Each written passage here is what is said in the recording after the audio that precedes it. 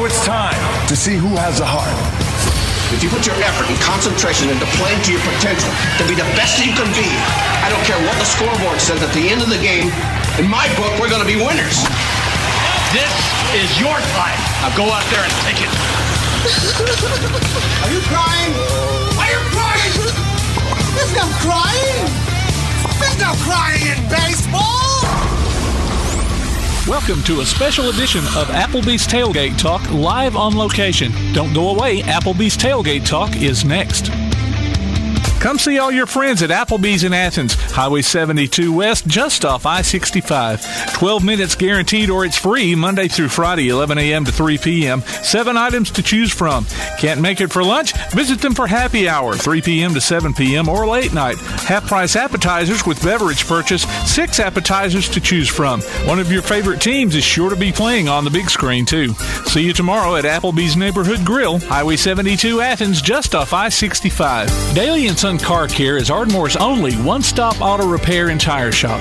Whether it's major mechanic or brake work or routine maintenance like an oil change or lube job, Daily and Son Car Care has been satisfying customers all over with their fast and friendly service. They're also your headquarters for quality Cooper tires. Stop by and see Wayne, Nikki, or Dale at 25600 Main Street in Ardmore, Tennessee, or call them at 931-427-4651. They're on Facebook, too.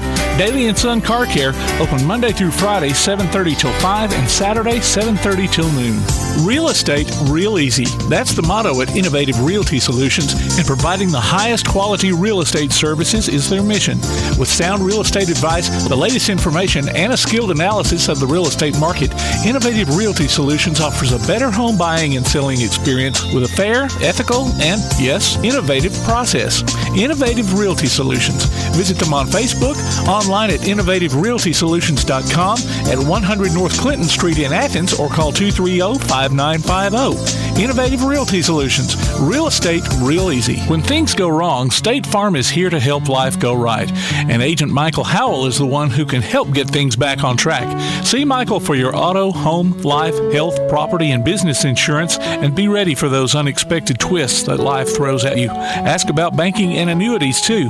Call State Farm Agent Michael Howell at 232-5400. Visit him online at michaelhowell.net or go see him at 903 South Clinton Street in Athens.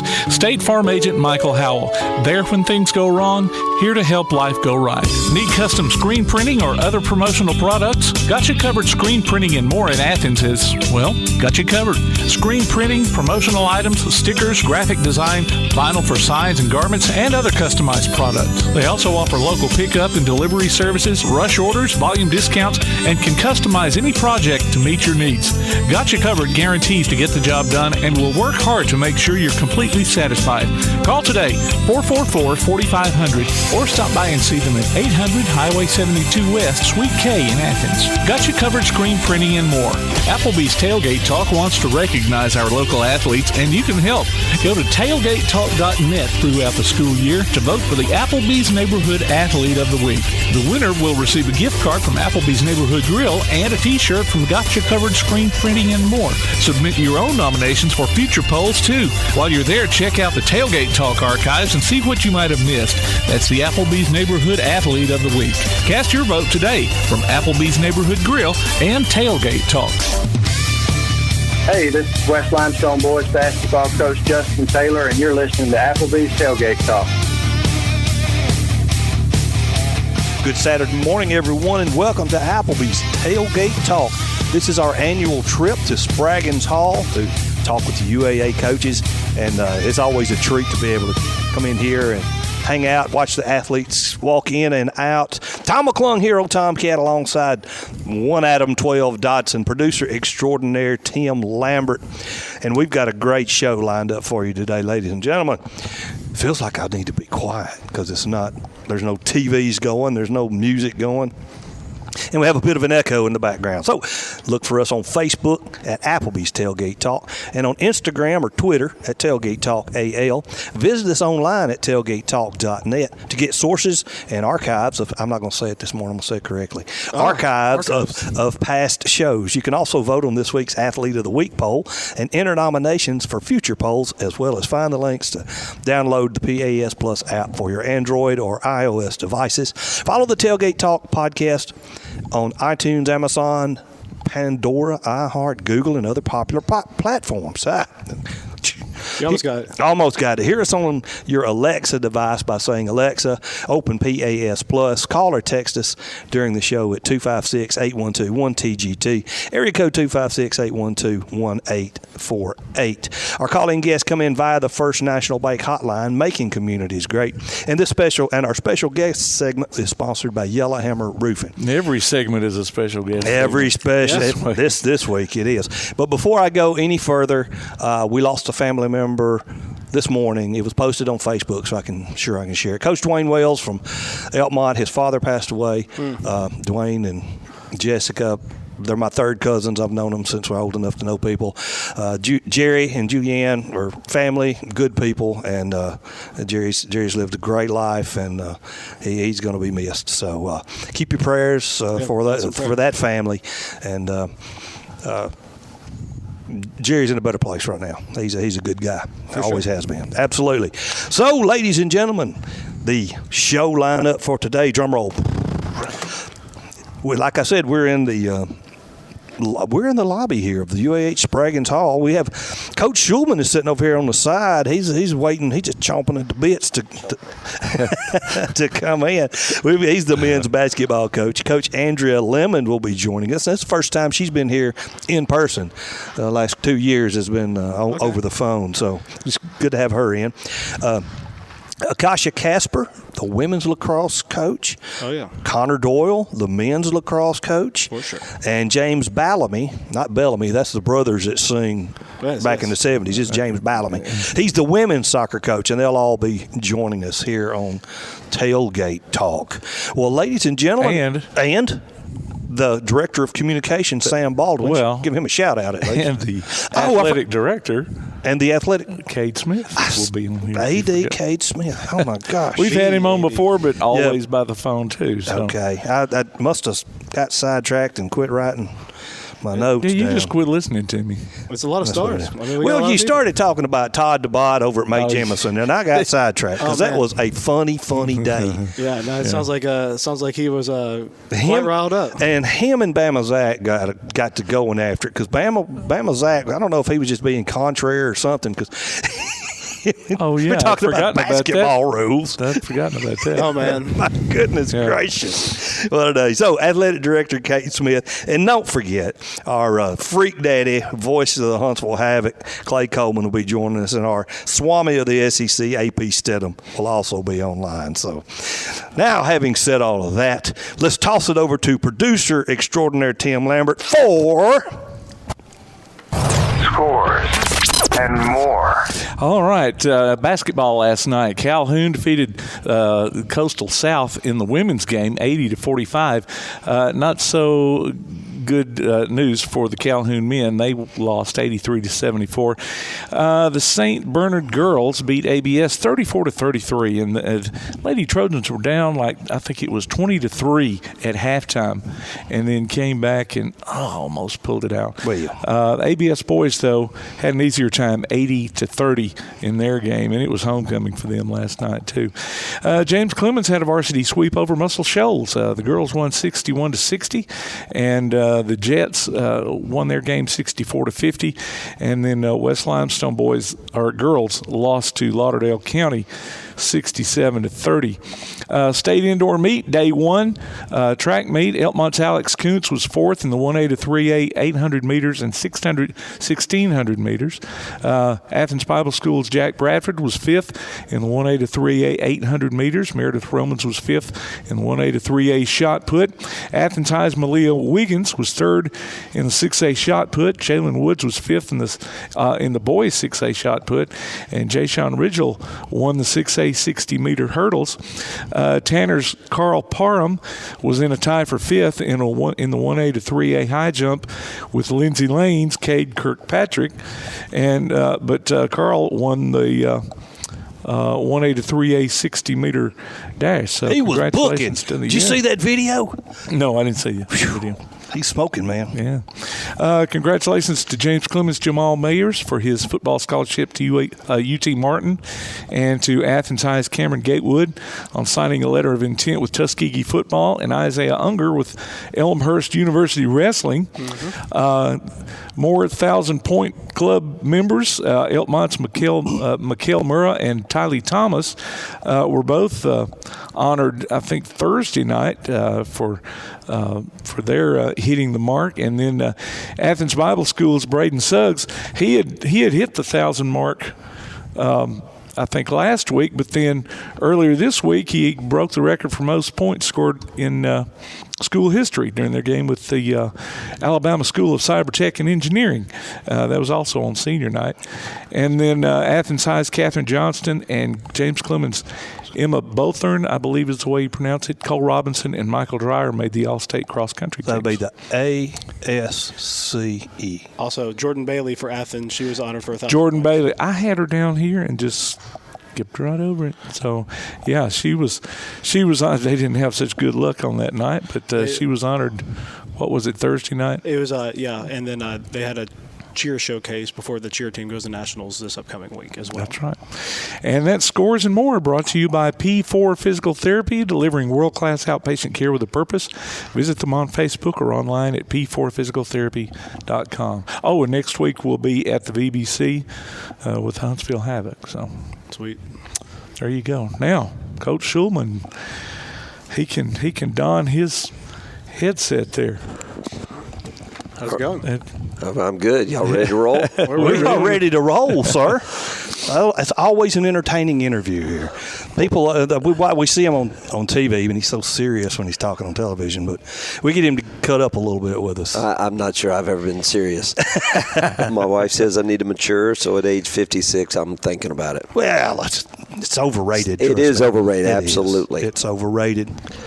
But your men are playing pretty good basketball. Yeah, I appreciate you guys coming in here. Really do. Our kids come in. They think like ESPN. You look like Billis anyway. You look like Seth Greenberg. I'm a lot shorter than him. But we appreciate y'all coming in and caring. And this North Alabama area needs to be Athens and Huntsville and Madison. It needs to be all of us supporting UAH. And we're excited to be playing a huge game today. And we are playing good basketball. We're 18-6. We're 13-5 in the league. We've got a win over a top 5 team in the country, and we've kind of battled injuries, but that's part of it, and everybody has to do it. And we've won 3 in a row, but we've got a huge one in here this afternoon. Mississippi College barely beat us by 30 at their place. Barely. Oh, it was so tight. It's revenge time. It was so tight at the end of the game. We were down 28, and they made that last shot to put it up 30. But so it is a redemption game for us, and an important game for us in league standings and kind of where we are. And you got to take care of your home games if you want to win in any league. Right. Little cue to how old I am. How many years ago was it, Tim? 10, I said? I think that was right. 2012, my son graduated from MC. Oh, really? Mississippi College. Played football there. Got a conference championship and a degree. So, well, it's amazing. They were D3 back then. It was before the D2 days. I was the head coach at Chattanooga. I spent 24 years in Division I basketball. Right. All right. So I was a Division I assistant, Division I head coach at Chattanooga. You get lost on that level, and you don't understand the UAHs and the MCs and the Delta States and the Montevallo. I'm just going to tell you this. I was shocked on the level of basketball, but the coaching is great. Listen, I follow basketball. I got great friends of mine that are the head coach at Emory in Atlanta and Barry and in Sewanee, and those programs are great programs. On top of the mountain in Sewanee. Yeah, it's the neat thing about sports, the great thing about sports is if you have a uniform and you have officials, then your game is the most important game in the history of mankind. Like UAH and MC today, that's the game of the day. Yes. It's not Carolina, it's not Duke, it's not Kentucky. No, it's more important. It's not Auburn at Tennessee. Auburn at Tennessee, it's an important game for Auburn and Tennessee. UAH and MC, it's an important game for UAH and MC. Whoever Birmingham Southern is playing today, that's the game of the day. It is. And that's what sports does. And that's why it's great. And it doesn't matter what level. As long as you got uniforms and officials and you're competing, then it means something. And it means an awful lot to our kids. So how's it going to be different this time around? You know, you brought up the whole the 30-point game the last time, but now you got them over here at your place. Yeah, we are the last 4 years since I got here and took over for Coach A. Cuff. We're 46-4 in here. Wow, that's pretty good. So we're pretty decent in here. I would say so. We lost one 2 weeks ago today in here to West Alabama, and we don't, we take offense to that because take too kindly to that. We like to protect our home wood in here, and we didn't do that, and so we've been, listen. Our league went to 24 league game schedule, and so we played MC. I'm telling you, it was so far. It was back December the 9th, maybe. That's a long time ago. That's 2 months ago. We're a different team now. They're a different team. You learn in sports. You're going to take some L's along the way. Yeah. And so what are you going to do with those L's? Are you going to pout about it and cry about it and complain and the officials suck and this happened? Or are you going to learn from it? And in the coaching world, you better learn from it. In the players' world, you better learn from it. There's no other reason to play the games, just to be honest. You learn from it, you move on, you get better, and hopefully by February you're playing your best basketball. You don't want to be playing. In my world, you don't want to be playing your best basketball in December. Right. And we weren't. You want to be playing your best basketball in February. Basketball is a tournament sport. Football didn't used to be, but it kind of is now. But you want to be playing your best basketball in February, and we're playing really good. We've won 3 in a row. We won a huge one last Saturday on the road at Lee. But this is an important one. It's home.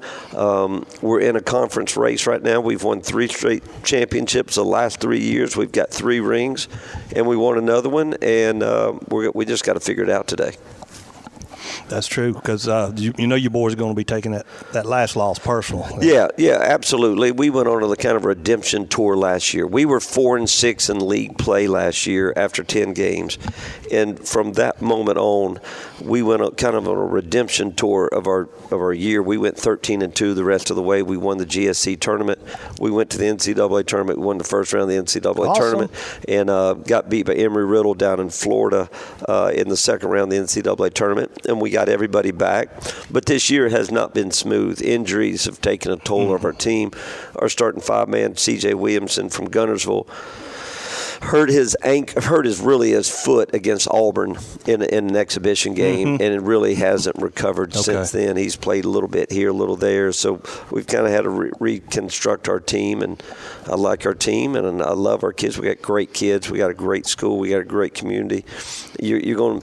We got big-time coaches. We got a great athletic director. Cade Smith kind of has the it factor and knows kind of what's going on around here. And there's CJ walking in with a boot on right now. I noticed the big boot on the right. Yeah, and that's not good to see. But we got great support from our president. Dr. Carr has just got he was an interim, and now he's permanent. And sports and athletics is becoming very important here, and kind of can, we got 10,000 students here at UAH, and people need to understand that this is a big-time school, and we got some really neat things going on here. It's Gulf South Conference Division II, correct? Yes, yes. And in the GSC, you've got Delta State, MC, you've got Union and Christian Brothers up in Tennessee, Lee up in Tennessee, West Florida, Valdosta State. It's also a good football league. You got Tyreek Hill played at West Al, and he's a nasty dude. And West Florida's really good in football. You got Valdosta State, I think, invented the game of football down in Valdosta. Yeah. You go to a high school football game down there, there's 10,000. It's just important. And so athletics is very important in the GSC, and we're just happy to be able to compete on our end.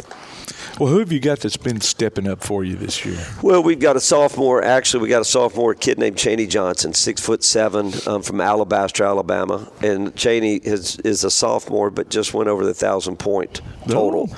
And Cheney's a pro. If you don't have, just to be honest, if you don't have Division I type players, you can't compete in our league. Right. So how do you get Division I type guys? Maybe you get a little lucky in recruiting, or maybe you get them in there and you see something early and you develop them through a red shirt. So we've got really good players. I can't say, boy, I'm just coaching them up. We've got good players. Cheney Johnson's a 6'7". He just walked in just a second ago, and he's a really good basketball player. He's a Division I guy, and we kind of play through him. But we've got kids. We're averaging we're almost averaging 11 threes a game. So we can really shoot the ball. And I say, I wish I could have some wood. We can knock on wood somewhere along the way. But we can really shoot it, and we spread it, and we shoot it, and we play inside out. And when CJ was healthy, that's why we ended up winning the league, because we had some guys who could score in and scored out. But we're a little bit more limited now without him. And so we made, I guess 2 weeks ago against Montevallo, we made 21 threes in a game. Wow. And so we can really shoot it. We can spread it out. We can really shoot it, but we can score it inside. We got a big kid, 6'10", kid named Daniel Saylor. He's a real dumb kid. He got a 35 on his ACT. He's a national merit finalist. I wouldn't even try if I couldn't do no better than that. In the summer, he's with Lockheed Martin, not working on his game, but he's with Lockheed Martin trying to shoot down missiles. And sweet. But he's a 6'10" kid, and that's the advantage of UAH, the academics here. The academics here, he had 3 Division I offers, but he wanted to come here because he wanted robotic engineering and he wanted that type deal. And so he's a bright kid and a good player and a big kid. So we've got shooters, we've got inside guys, we've got some guys who can handle it a little bit, and so far so good. Listen, this league, this level, I don't think people understand. They understand Auburn. They understand Alabama. We went to play Auburn in an exhibition game, and we missed a 3 with 10 minutes to play to cut it to 8.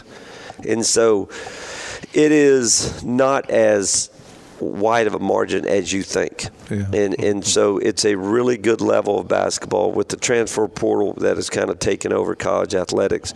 It's kind of changed the landscape of college athletics, just to be honest, on all fronts. But you better have good players D2, you better have players D3, you better have players D1, or you got no shot to compete. We learned that when my son was playing D3 football. They got grown men playing in D3 football. Mary Hardin Baylor coming out of Texas. There's so many athletes over there. Can't everybody play for UT, San Antonio, TA&M. So you get a lot of big time players in, up north where there's so many people. The population at UW Whitewater. Those are the guys that usually play for the national championship, and they'll beat they would beat some Division I teams without a doubt. And I'm just going to tell you, we're not real popular scheduling. Like Bruce Pearl and I have a long-standing relationship. We've been buddies for a long time. And that's why we got that game, because he said, it's the right thing to do. But we're not. I would kill to play a bunch of different people, Division I people, but no one wants to play us. Yeah. And when I was at Chattanooga, there's no shot I was playing UAH, because I got to protect myself, and I'm Division I, and I can't lose to a Division II. But the margin is not where it used to be. We would win a lot of games in a lot of Division I leagues here at UAH. Yep, I have no doubt about it, especially the way things are going this year. Yeah. Well, Coach, appreciate your time. Go get a big win. I've got loyalties to Choctaws, but hey, UAH is they're the home favorite. Remember now, we're playing with that round ball, not that oblong, bouncy. Yeah, so you got your loyalties are to football at MC. Your loyalties are not to basketball. We got another kid right here, Parks McLean. He's a Mountain Brook kid, 6'6", going red shirt, and that's the advantage of what we've done is we've redshirted a lot of kids, getting them bigger, stronger. Parks right now is a blazing 175. And he looks hefty. But really, once again, guys, really appreciate y'all coming in and making an effort and coming in and making us feel important. Well, appreciate it. Thanks for taking your time, Coach. Right. We appreciate it. Y'all be good. Thank you. Yes, Thank you.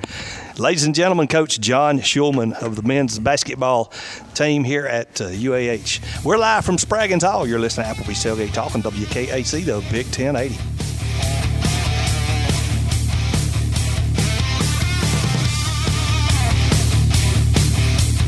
P4 Physical Therapy is a new outpatient provider offering community-based care with a unique partnership model that allows them to consistently deliver world-class outpatient care, emphasizing personalized hands-on treatment.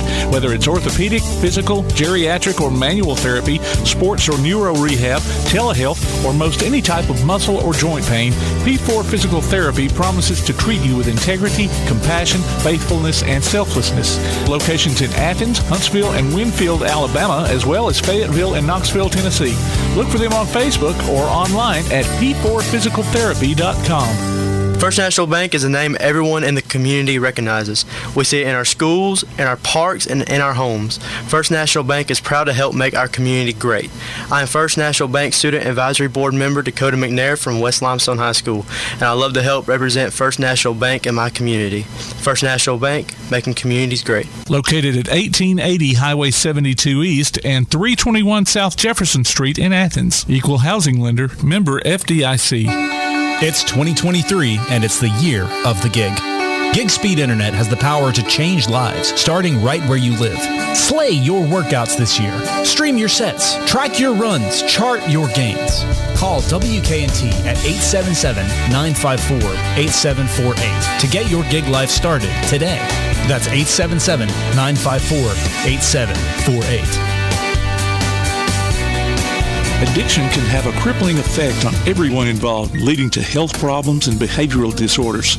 SOAR Addiction Recovery can help with their comprehensive and confidential treatment.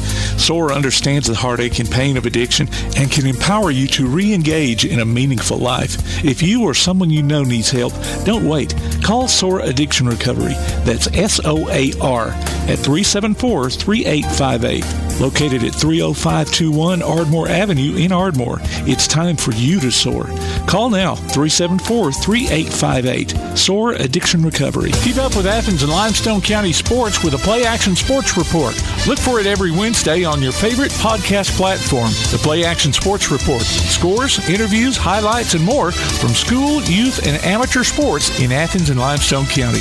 The Play Action Sports Report every Wednesday on your favorite podcast platform or online at pasnetwork.net.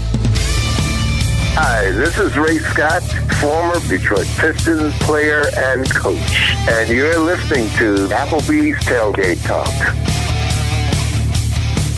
I'm all about that action.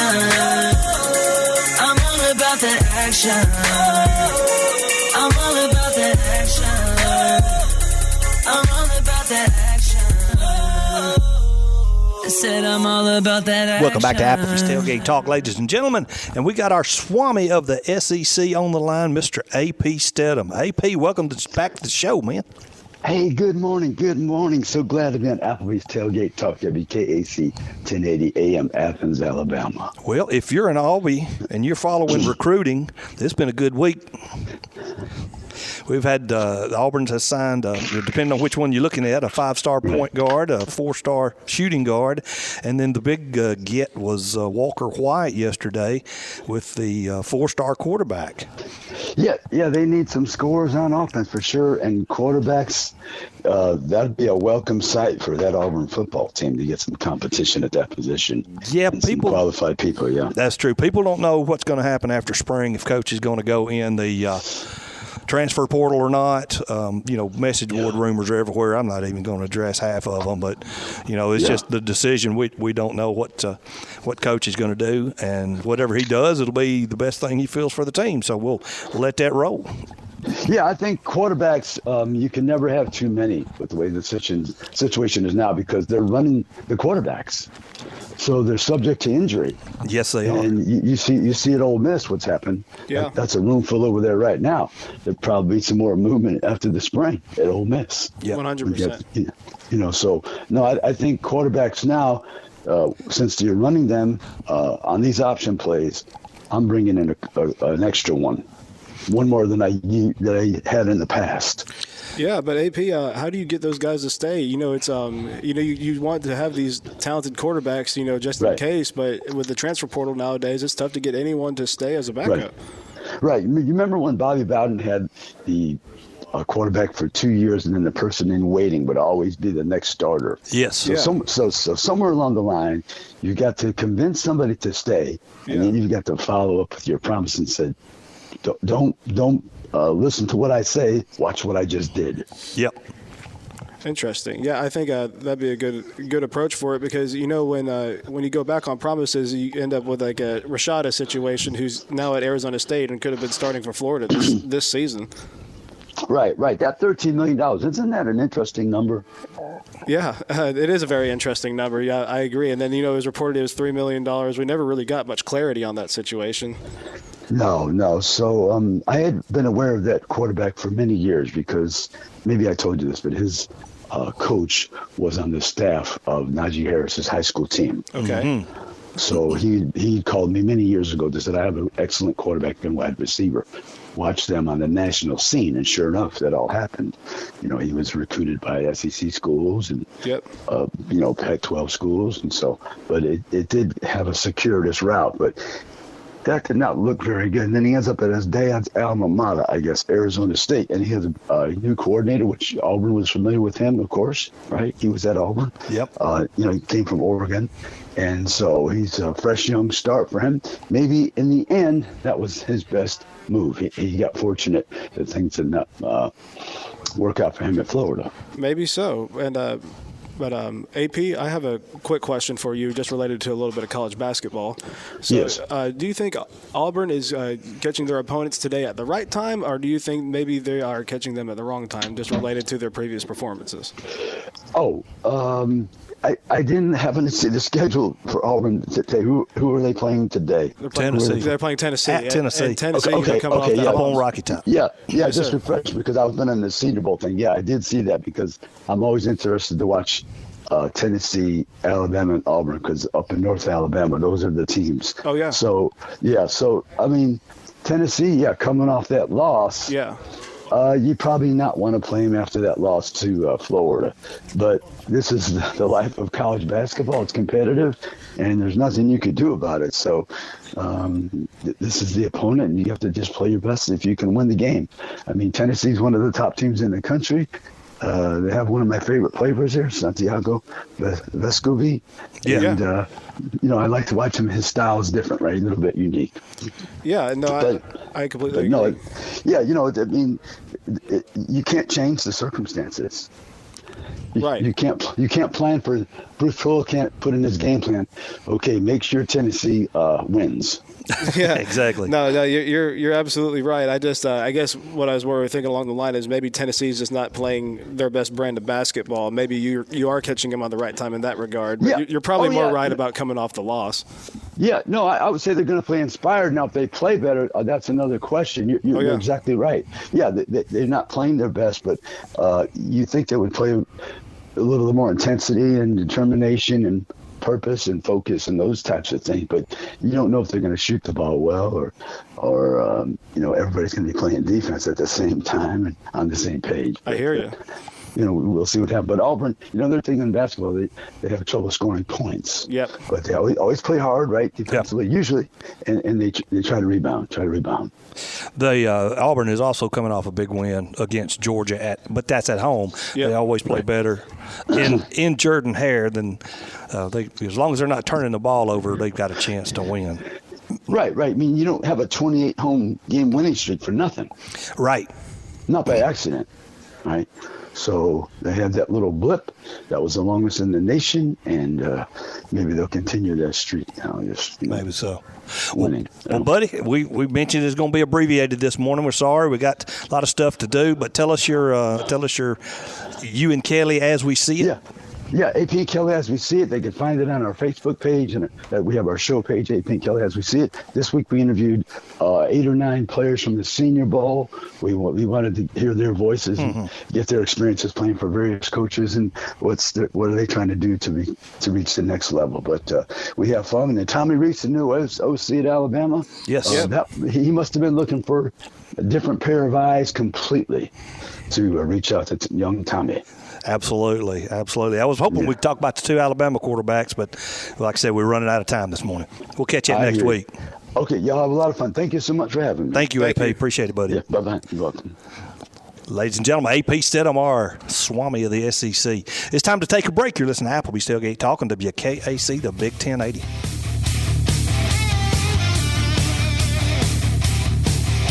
Congratulations to Athens Bible School's Kaylee Carter, our Applebee's Neighborhood Athlete of the Week. Kaylee picks up a gift card from the Athens Applebee's and a Tailgate Talk t-shirt from Gotcha Covered Screen Printing and more. Go to tailgatetalk.net and enter your nominations for future polls. We'll be back with Applebee's Tailgate Talk after this. We all know how the weather is here in Alabama. On some days, it can go from cold to hot in no time, and you need a system that can keep up. Athens Refrigeration and HVAC is owned and operated by industry experts, servicing all makes and models, whether residential or commercial. 24/7 availability, licensed, bonded, and insured. Don't be left out in the cold or heat. Call Athens Refrigeration and HVAC at 256-871-1571. Alabama certification numbers 22183 and 53483. Athens Refrigeration and HVAC. Limestone Drug, located on the square in downtown Athens, is your local Health Mart pharmacy. As your local Health Mart pharmacy, Limestone Drug is locally owned and has a personal commitment to the community. Limestone Drug honors prescription drug plans, including Medicare. They accept flex spending cards and fill prescriptions in minutes, not hours. Limestone Drug knows there's nothing more important than your family's well-being. So shop Limestone Drug at 200 West Market Street in Athens, your local Health Mart pharmacy. Limestone Drug, caring for you and about you. If you're looking for an alternative to the insane prices of buying furniture, appliances, and electronics outright, why not consider rent-to-own at Buddy's Home Furnishings in Athens? High quality at low prices. Top brands like GE, Maytag, Samsung, and Ashley. No credit approval and flexible payment options. See what you can take home today. Visit Buddy's Home Furnishings in Athens at 600 South Jefferson Street in the Athens Shopping Center. Go online to BuddyRents.com or call 206-9505. Buddy's Home Furnishings. Your roof is the first line of defense for your home. Do you have water stains on your ceiling? Paint peeling off your walls? Shingles missing? It's probably time for you to get your free roof inspection. Locally owned and operated, licensed and insured. Yellowhammer Roofing is the Yellowhammer State hometown team. Yellowhammer Roofing. Let our family protect what's most important to you, your family. 256-232-1933 or online at yellowhammerroofing.com. Hey, this is Upmont Girls basketball coach Tom Waller, and you're listening to Applebee's Tailgate Talk. Welcome back to Applebee's Tailgate Talk, ladies and gentlemen. Tom McClung, old Tomcat here alongside one Adam 12 Dodson, producer extraordinaire Tim Lambert. And we've got the women's lacrosse coach for UAH here live at Spraggins Hall in the lobby. Yeah, in the lobby. In the lobby. Akasha Kasper. And, Coach, welcome back to the show. Thank you. Glad to be back. Yeah, me too. We done this once last year and talked a lot about flinging the ball. Absolutely. And we found out that was not a technical term. It's not a technical term. It does not sound technical. No. Gets the point across. Fling the ball into the net past the person that's standing there with the other bigger thing that catches the ball. The catcher. You got the flinger and the catcher. Actually, no, these are not technical terms at all, but I'm going to let Adam do this because he is familiar with the sport. I am a little familiar with the sport. And, Coach, we'll just keep it real simple at the beginning. Just talk to me about the group you have this year. Yeah, really excited about the group that we have. I think I'll start that with we have 3 captains that have really done a phenomenal job leading our program, kind of shifting the culture here. And, we've won 3 conference championships groups now, and it's time to kind of go to the next step. So our focus is on that regional play, which we kickstart our season off pretty strong. We're playing number 14 and number 7 in the country next week for our first 2 home opening games. So we're very excited about that. We've got a really strong group, a lot of great returning defenders used to kind of the style of defense we're playing. We've had some of our offensive players really step up, and it's a more cohesive unit than probably what we've seen in the past. So it's going to make us a bigger threat all around. So very excited about what we have currently, and finally excited to play a different competition next week other than ourselves.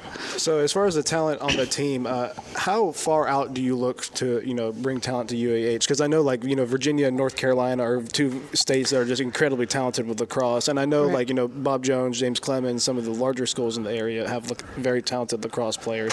So I'm just curious at how far out you reach. Yeah, actually pretty interesting. We have no Alabama residents on our roster. In regards to how far out we look, we have players all the way from Alberta, Canada to Florida to New York, Massachusetts. We have some incoming kids coming from all over the country. Next year we have 13 coming in from 12 different states.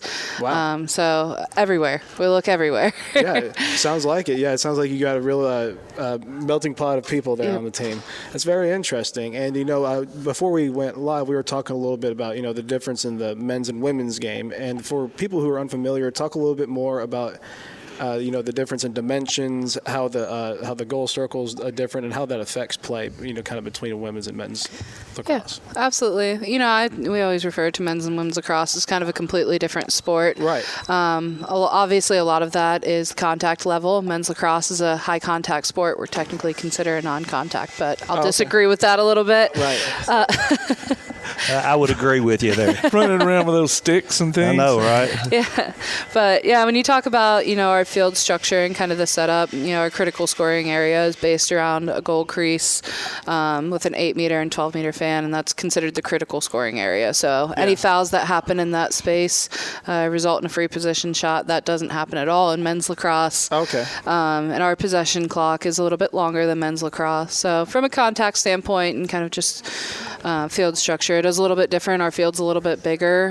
We have 1 extra player on the field than men's lacrosse does. So gotcha. Okay. A little bit different. And how many players is that exactly? 12 total, so 11 field players and 1 goalie. Mm-hmm. Wow. Yep. That's a football team plus 1.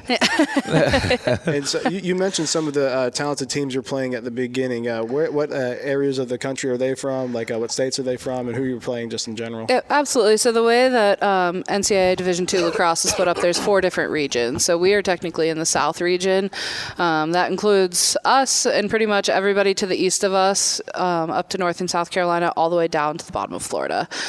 So most of our regional play is North Carolina, South Carolina, and Florida teams. So we'll pretty much hit the whole Sunshine State Conference for the most part for the first stretch of our season until we get up to Gulf South play. Okay. And so, it sounds like UAH is starting to really, not that they weren't on board before, but really, really get behind the program. You mentioned a little bit about some of the things they're kind of doing to accommodate the women's lacrosse team. So talk to me just about how, UAH is really supporting the women's lacrosse team. Yeah, absolutely. I think something that stands out the most to me is Dr. Carr is at a lot of our weightlifting sessions and a lot of our practices. I mentioned before we hopped on here that, every once in a while we have to practice off campus to hit a turf facility whenever the weather's bad, and Dr. Carr actually came out to Merrimack and watched our practice the other day while we had a recruit on campus, which was pretty cool. So definitely putting the resources back into the program and helping support us in any way. So that's been really, really huge, and I think the girls feel that love, and it just inspires them to keep working harder. So it's been great. How many turf fields do you play on over the course of the season? In season, probably about 90% of our games. There's, I think us and Montevallo, maybe Tusculum might be the only 3 that are not on turf in our 17-game stretch. So quite a few. They have to have some chicken stews to put a turf field. Yeah, a couple of Applebee's pancake breakfast. Yeah, go along with that. It's in the works. It's been in the talks. So Oh, really? Good. Hopefully that comes around. Where, would they just take the field that you have out there and transfer? They're actually talking about expanding Charger Park. So if you've been out there, there's some of the old fields in the back, back behind baseball and softball. So all right. That is where they're considering putting that in that space. That is great. Yep. That is great. Well, Coach, thank you so much for joining us again. Of course. Fling it and catch it, Thank you. I appreciate it. Appreciate you keep taking winning titles. Absolutely. Yes, absolutely. Well, ladies and gentlemen, it's time to take a break. You're listening to Applebee's Tailgate Talk on WKAC, the Big 1080.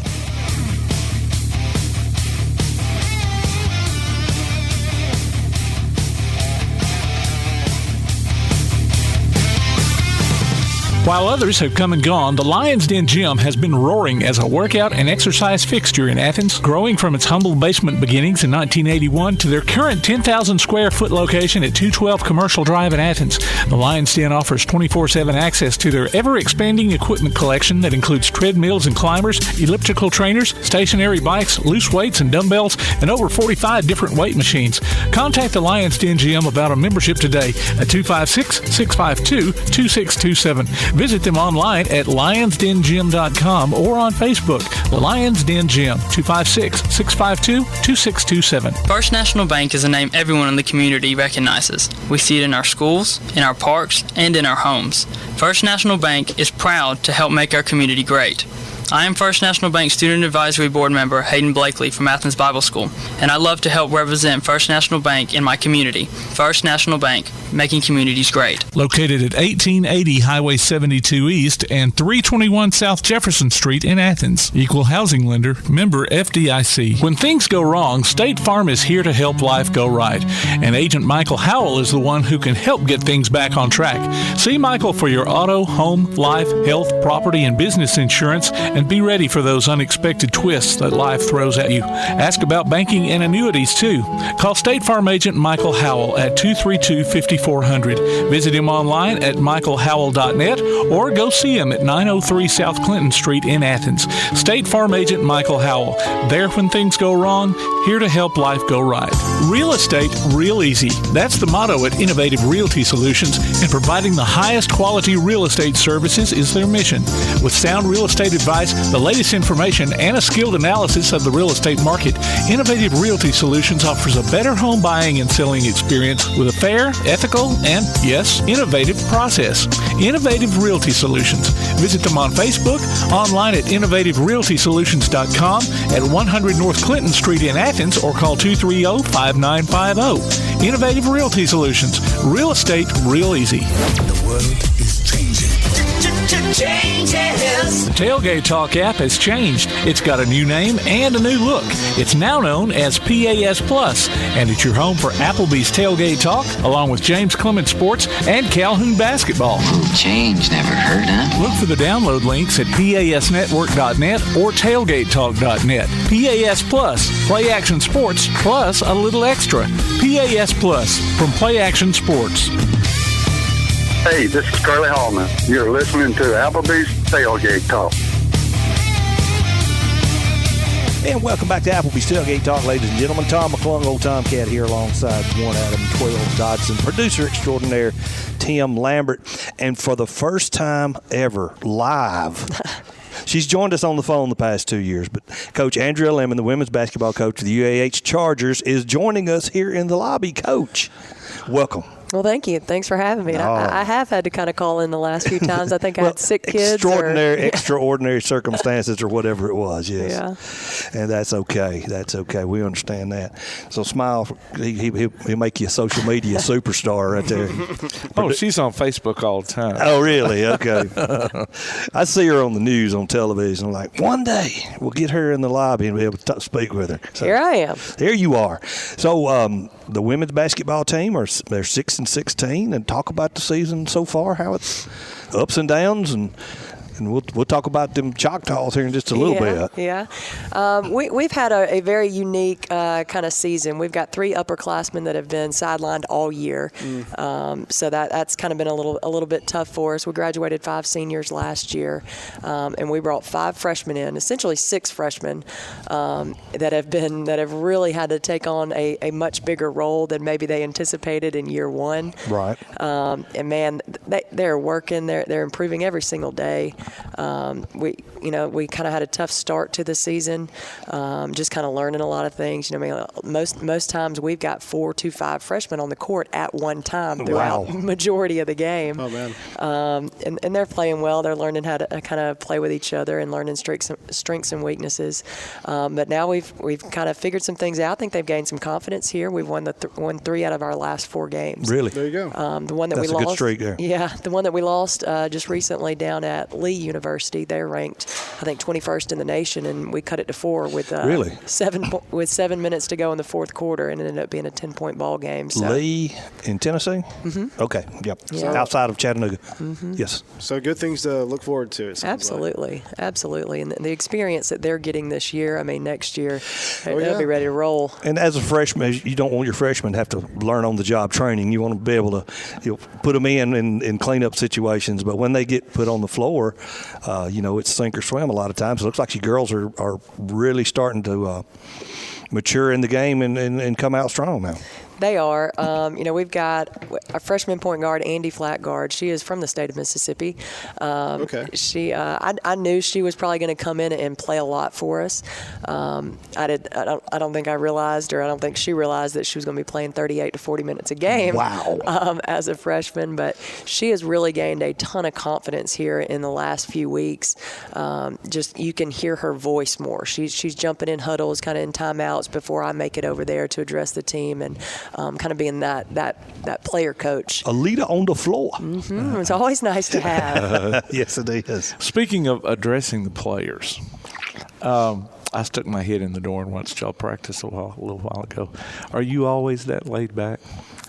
Not always. It is game day, though, right? Not always. I am pretty laid back. I'll get a little fired up during the games. I mean, you wouldn't be a true basketball coach Yeah. if you didn't get fired up. But I thought, okay, she's got control, quiet control. I poke my head in there, and I'm hearing a lot of female voices out loud, and I look, and the coach is standing back on the other, like the half court line or something, a little beyond, and the girls are up there doing their own coaching, their own motivation. Kind of running their own practice. They're running their own. But coach is like, okay, I'm watching you with my. Yeah. Well, game day, we pretty much have a pretty set routine as far as our shoot-around goes, and we kind of go through it. But I think one of the things today that made me a little bit more laid back, and I could sit back and just kind of watch and evaluate a little bit this morning, the energy and the enthusiasm that this group brought into the gym this morning, I hadn't seen that all year. Really? I've seen, a little bit here and there, but, man, they were excited to get in the gym this morning. They were fired up. They had the music playing. I was like, this is nice. This is what game day should feel like. Yeah, exactly. Everybody's excited to be here, working hard. Yep. And you talk about structure. I noticed you had a timer going. I mean, are all your practices on a timer, or is that just game day thing? No, a lot of our drills are usually on a timer. Okay. We usually have a certain goal that we have, a certain amount of makes that we need to make in 4 minutes, or. Okay. Probably what you stuck your head in on when we're shooting a bunch of threes. Y'all were doing a screen pick and roll type drill. Yeah. I feel like that's something we worked on that today for sure.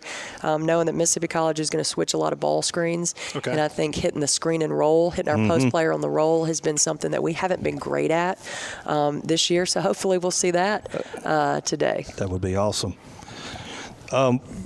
We mentioned local flavor here from Limestone County, and you got several girls on the team here at UAH. Yeah, we've got Elena Taylor is a junior from Athens, and she's really come on strong here in just the last few games. She is a heck of a three-point shooter. She is just a little fireball on defense, but really kind of struggled early in the year with her shot. She is a nursing major. She is in class all the time. If she's not in class, she's at the hospital doing clinicals. So you can kind of see that could maybe had a little toll on her kind of early. But she has increased her shooting percentage leaps and bounds here just in the last I guess in the last 6 games. I think she's up to shooting 40%, 41% from the three-point line. Oh, wow. And has really helped us kind of get a little bit more energy, because I think that's one of the things that we struggled with early. We didn't have just a great outside game because a few of our great shooters just weren't shooting it as good as we. They weren't shooting great, were they? Shooting great. But, yeah, she's been a good one for us. We've got Alexis Woods is another one from Athens. She's a fifth-year senior. Oh, cool. So she's kind of been here. Been around the block. She was a big part of helping us get to the NCAA tournament in the 1920 season. But unfortunately, she went out with a knee injury game 1, first half of game 1. So we haven't had her all year. But she's rehabbing. She's doing really well. She plans to join us again next year. She plans to take her COVID redshirt year. Oh, okay. I was going to ask if they 6-year seniors. If y'all got COVID hey, they're years good to too. have around. Wow. Yeah. Another Stetson Bennett. Yeah. I think she really wants her senior year. So good for her. Absolutely. We're excited about that. And then Jaira Rogers is another one from East Limestone from the Athens area. Unfortunately, another one that's been sidelined all year. But a heck of a player. So like I said, we dealt with a lot of injuries early from our upperclassmen and people that we were really counting on early. And I couldn't be prouder of this group for continuing to fight, continuing to learn, continuing to battle through a tough season. And I was talking to our season ticket holders yesterday. With the way that the season has gone, a lot of times, and go through losing streaks or kind of unfortunate seasons, you tend to see the team kind of separate a little bit, kind of start separating and kind of going their own way a little bit. The locker room isn't as chatty or a great place to be, and this team has not done that. Really? I mean, they just keep staying together, working together, focusing, and I think that's a huge part of kind of this spurt here in the last few games as well. Well, we noticed that when we come in, we're talking about the girls out there on the floor.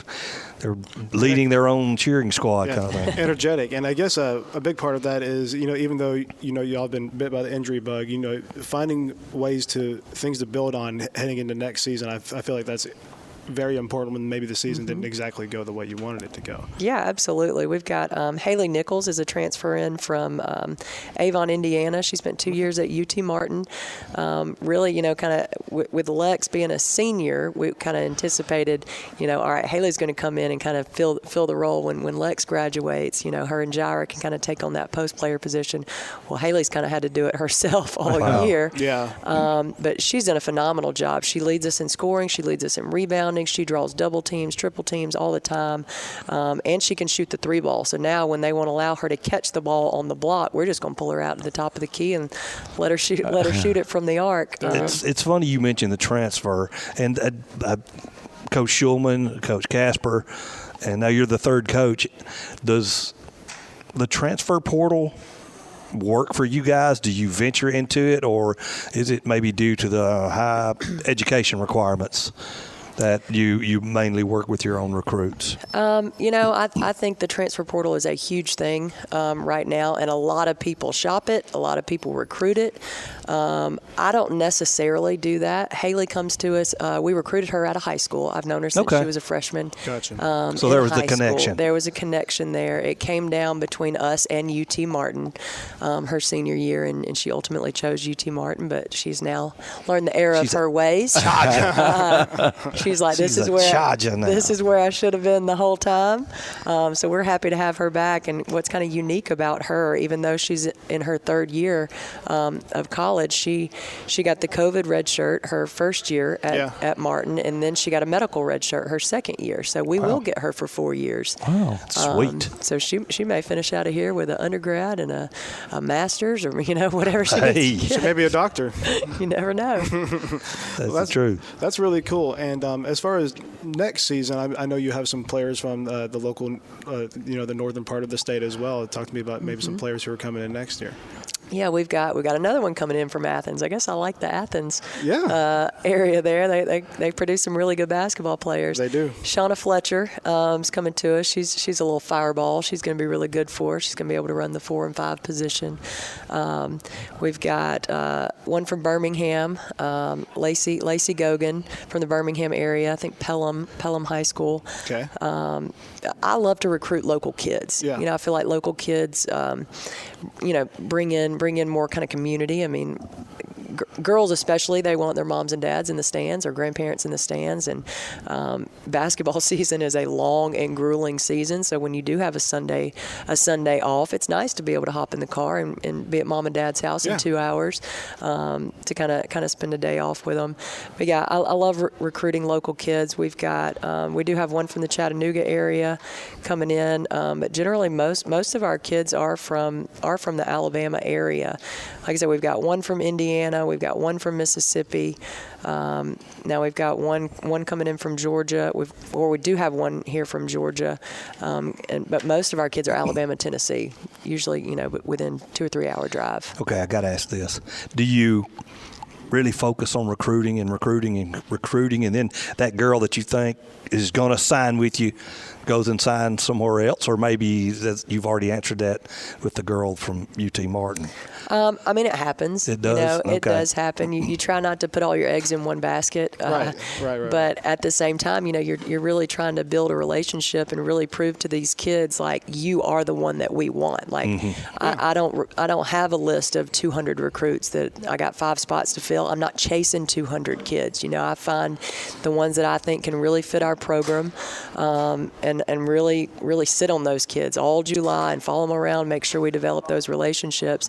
So yes, we do get burned a little bit, but I think the ones that essentially really want to be here, those are the ones that you want. Right. You don't want somebody to have to second guess you for 3 or 4 months and then be like, oh, well, maybe this is a spot for me. I tell every kid that we recruit, you got to know it without a doubt, 100%. That is where I want to be. That's the team I want to play on. That's the university I want to be in school at. That's the coach I want to play for.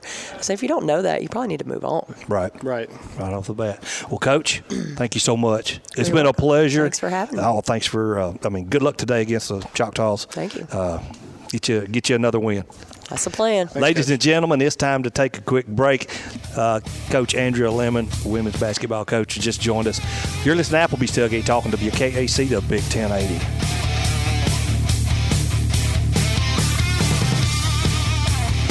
Missed part of this week's Tailgate Talk?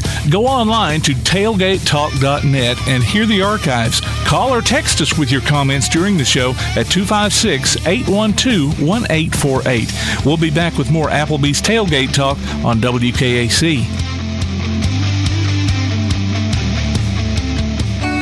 It's 2023, and it's the year of the gig. Gig Speed Internet has the power to change lives, starting right where you live. Slay your workouts this year. Stream your sets, track your runs, chart your gains. Call WKNT at 877-954-8748 to get your gig life started today. That's 877-954-8748.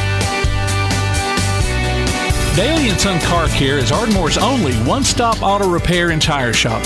Whether it's major mechanic or brake work or routine maintenance like an oil change or lube job, Doyle and Son Car Care has been satisfying customers all over with their fast and friendly service. They're also your headquarters for quality Cooper tires. Stop by and see Wayne, Nikki, or Dale at 25600 Main Street in Ardmore, Tennessee, or call them at 931-427-4651. They're on Facebook too. Doyle and Son Car Care, open Monday through Friday, 7:30 till 5, and Saturday, 7:30 till noon. P4 Physical Therapy is a new outpatient provider offering community-based care with a unique partnership model that allows them to consistently deliver world-class outpatient care, emphasizing personalized hands-on treatment. Whether it's orthopedic, physical, geriatric, or manual therapy, sports or neuro rehab, telehealth, or most any type of muscle or joint pain, P4 Physical Therapy promises to treat you with integrity, compassion, faithfulness, and and selflessness. Locations in Athens, Huntsville, and Winfield, Alabama, as well as Fayetteville and Knoxville, Tennessee. Look for them on Facebook or online at p4physicaltherapy.com. PASnetwork.net. It's now your gateway to the Play Action Sports Network. Whether it's Play Action Sports coverage of school, youth, and amateur sports from Athens and Limestone County, or Calhoun basketball, James Clement Sports, and Applebee's Tailgate Talk via PAS Plus. PASnetwork.net. Follow the links to download apps to hear live streams and podcasts, enable Alexa skills, or listen live on your computer. Covering Athens and Limestone County area sports, PASnetwork.net. Hey, this is Charles Morrison, varsity baseball coach with Lindsay Lane Christian Academy, and you're listening to Applebee's Tailgate Talk. Welcome back to Applebee's Tailgate Talk, ladies and gentlemen. Tom McClung here, old Tomcat, alongside one Adam 12 Dotson, producer extraordinaire Tim Lambert. And you might not recognize this guy's accent, but he's been the soccer coach up here at UAH for a while, and he also played soccer here. The head coach of the women's soccer team, Coach James Ballamy. Coach, welcome. Thank you. Thank you for having me. All right. Now, you got to tell you got to watch these Southern girls here. They're not fancy on a Northern accent, but you get a Scottish, Irish, or English accent, they like it. So I have to tell everybody where you're from and what part of England and all of that stuff. Yeah, I'm interested in hearing about it. So before we went live, talk to us a little bit about where you're from originally. Yeah, originally from a city called Brighton in England. So for those that don't know, it's right on the south coast, and I like to refer to it as the Miami of England. Okay, there we go. The weather is beautiful in the summer. In the winter, it's not so fun with some howling winds on the coast, but good place, and for me with my soccer background, really good place to grow up. For those who follow professional soccer, they've obviously got a team in the top English league. Mm-hmm. However, I didn't really follow them growing up. They weren't as successful back then. So I'm actually a Liverpool fan, which, like I was saying earlier, waking up this morning and watching them lose 3-0 wasn't the best way to start my Saturday morning. But I've been lucky to have a good soccer upbringing back home, and bring it over here for college playing, and now stick around and coach some fantastic young ladies. Yeah, and how did you end up over here in the first place? From across the pond. Sure, everyone's journey is a little bit different. There's a lot of these recruiting agencies nowadays for international student athletes. I always had an idea that I'd like to come to the US and study and play over here. Okay. I had no idea about these agencies and how they worked. It just so happened I was lucky that I was playing in a representative game where I was representing the south of England versus the north of England. Kind of like a showcase. Yeah. And there happened to be some American coaches there. And one of them I was talking to at the time was the assistant coach down at West Florida, who were in the GSC. Right. And unfortunately for me, I tore my ACL 2 weeks later after that conversation. And the interest sort of died down there. And I ended up at a small liberal arts college up in Virginia, Emory and Henry College. And spent a couple of years there. It wasn't really the right fit for me. I'd never been to the US before, so I didn't realize the vast size of the country and how things were spaced apart, and sort of adjusting to the culture. Like I said, the city in England I'm from, 2 million people right next to the beach, lots of stuff to do. Yeah. All of a sudden I was in the Appalachian Mountains and not much to do around there. Bristol, Tennessee was sort of our closest town. Okay. I had that NASCAR experience. That was awesome. I was about to ask. Yeah, I'm a big Formula One fan, so I've always sort of liked my motor racing, and going to Bristol and having that sort of Coliseum feel, because obviously there's no runoff area. No. That was awesome. I really liked that experience, but that was sort of the only thing going for the area. So I spent 2 years there. I reached back out to that coach who initially tried to recruit me, and by that time he'd come around to be the head coach at UAH, and that was Matt Watts. Okay. So reached back out, and when I said I was interested in looking to go somewhere else, and he brought me here to Huntsville, and I've loved it. It's the perfect size city for me. The school's the perfect size, and both are steadily grown. And for me, it's just the right fit. That there's enough to do to keep you interested, but it's not too much to where you're getting distracted and sidetracked from what we're all here to do. So, it's been a great journey. Very happy here, and I hope to stay here for many years to come. There you go. And talk to me about what you are here to do. Talk to me about your group this year and what you hope to accomplish. Okay, so for us, we play predominantly in the fall. So we finished our main season this year. Still not where we want to be, but we're still making great progression. So for the Gulf South Conference, we finished with our most points ever in that league. So for us, that's a sign of progression. However, we didn't make postseason, so that was disappointing. That was our main goal for the season. Gotcha. And it will be our goal for 2023 and beyond.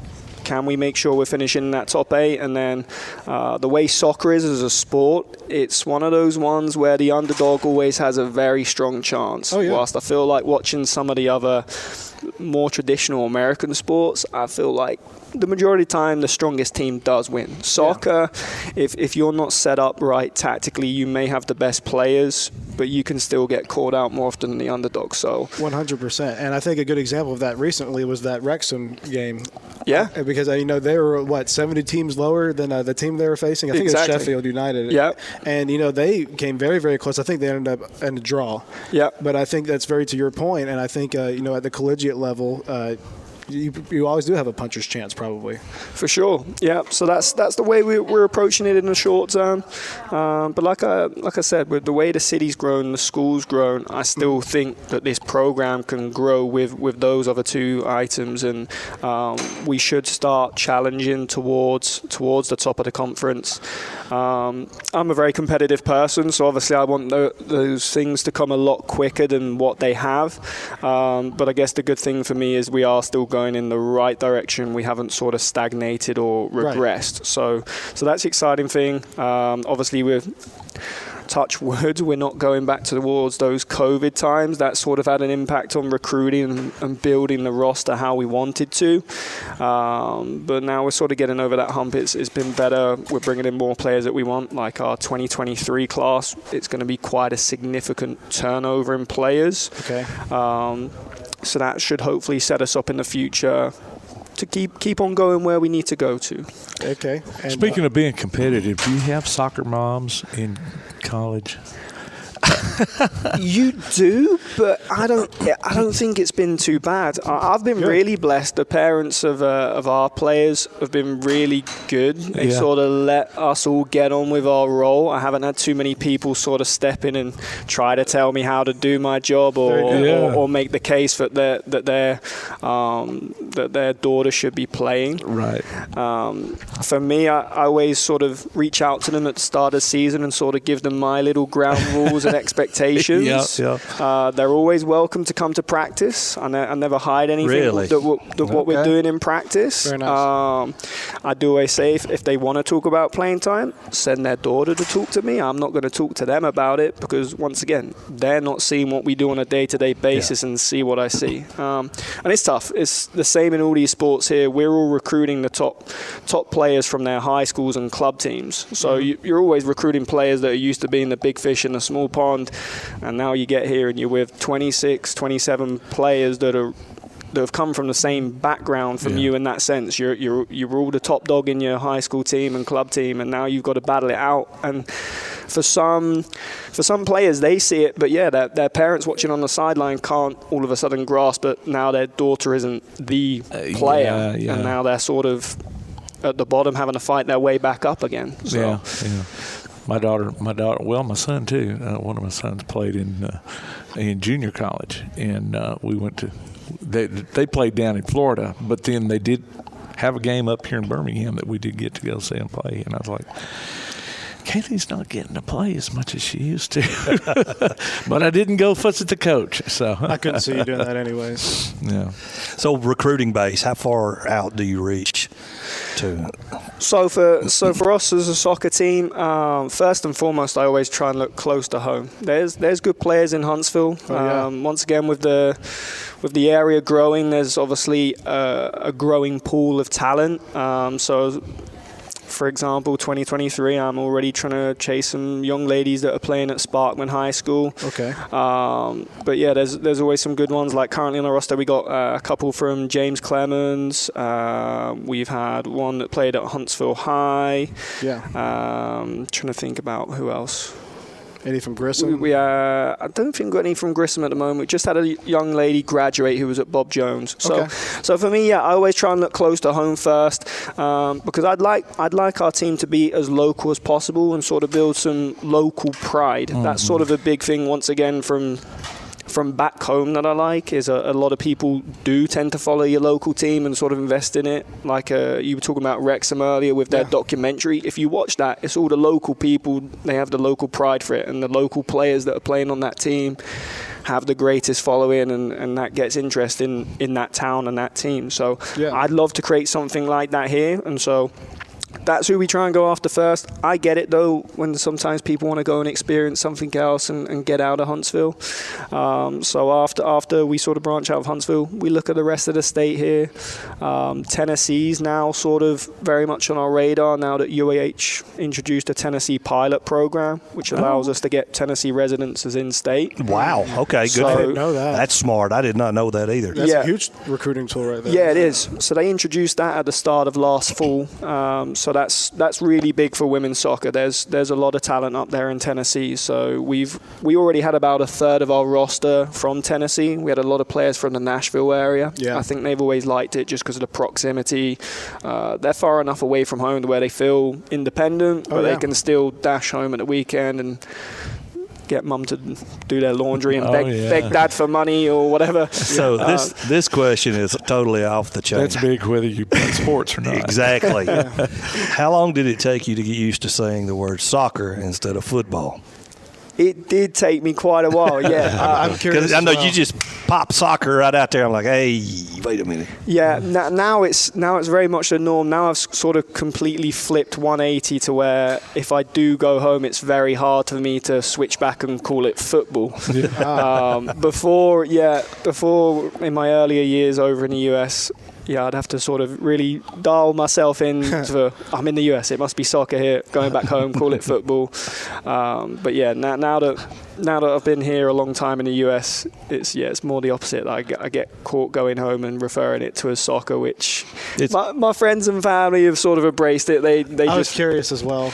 Yeah, every now and then they sort of give me a little smirk like, oh, you traitor.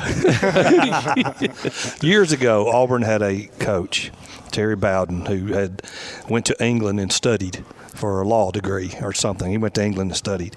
So while he was over there, it's not soccer, it's football. Yeah. And it's not buses, it's coaches. Yes.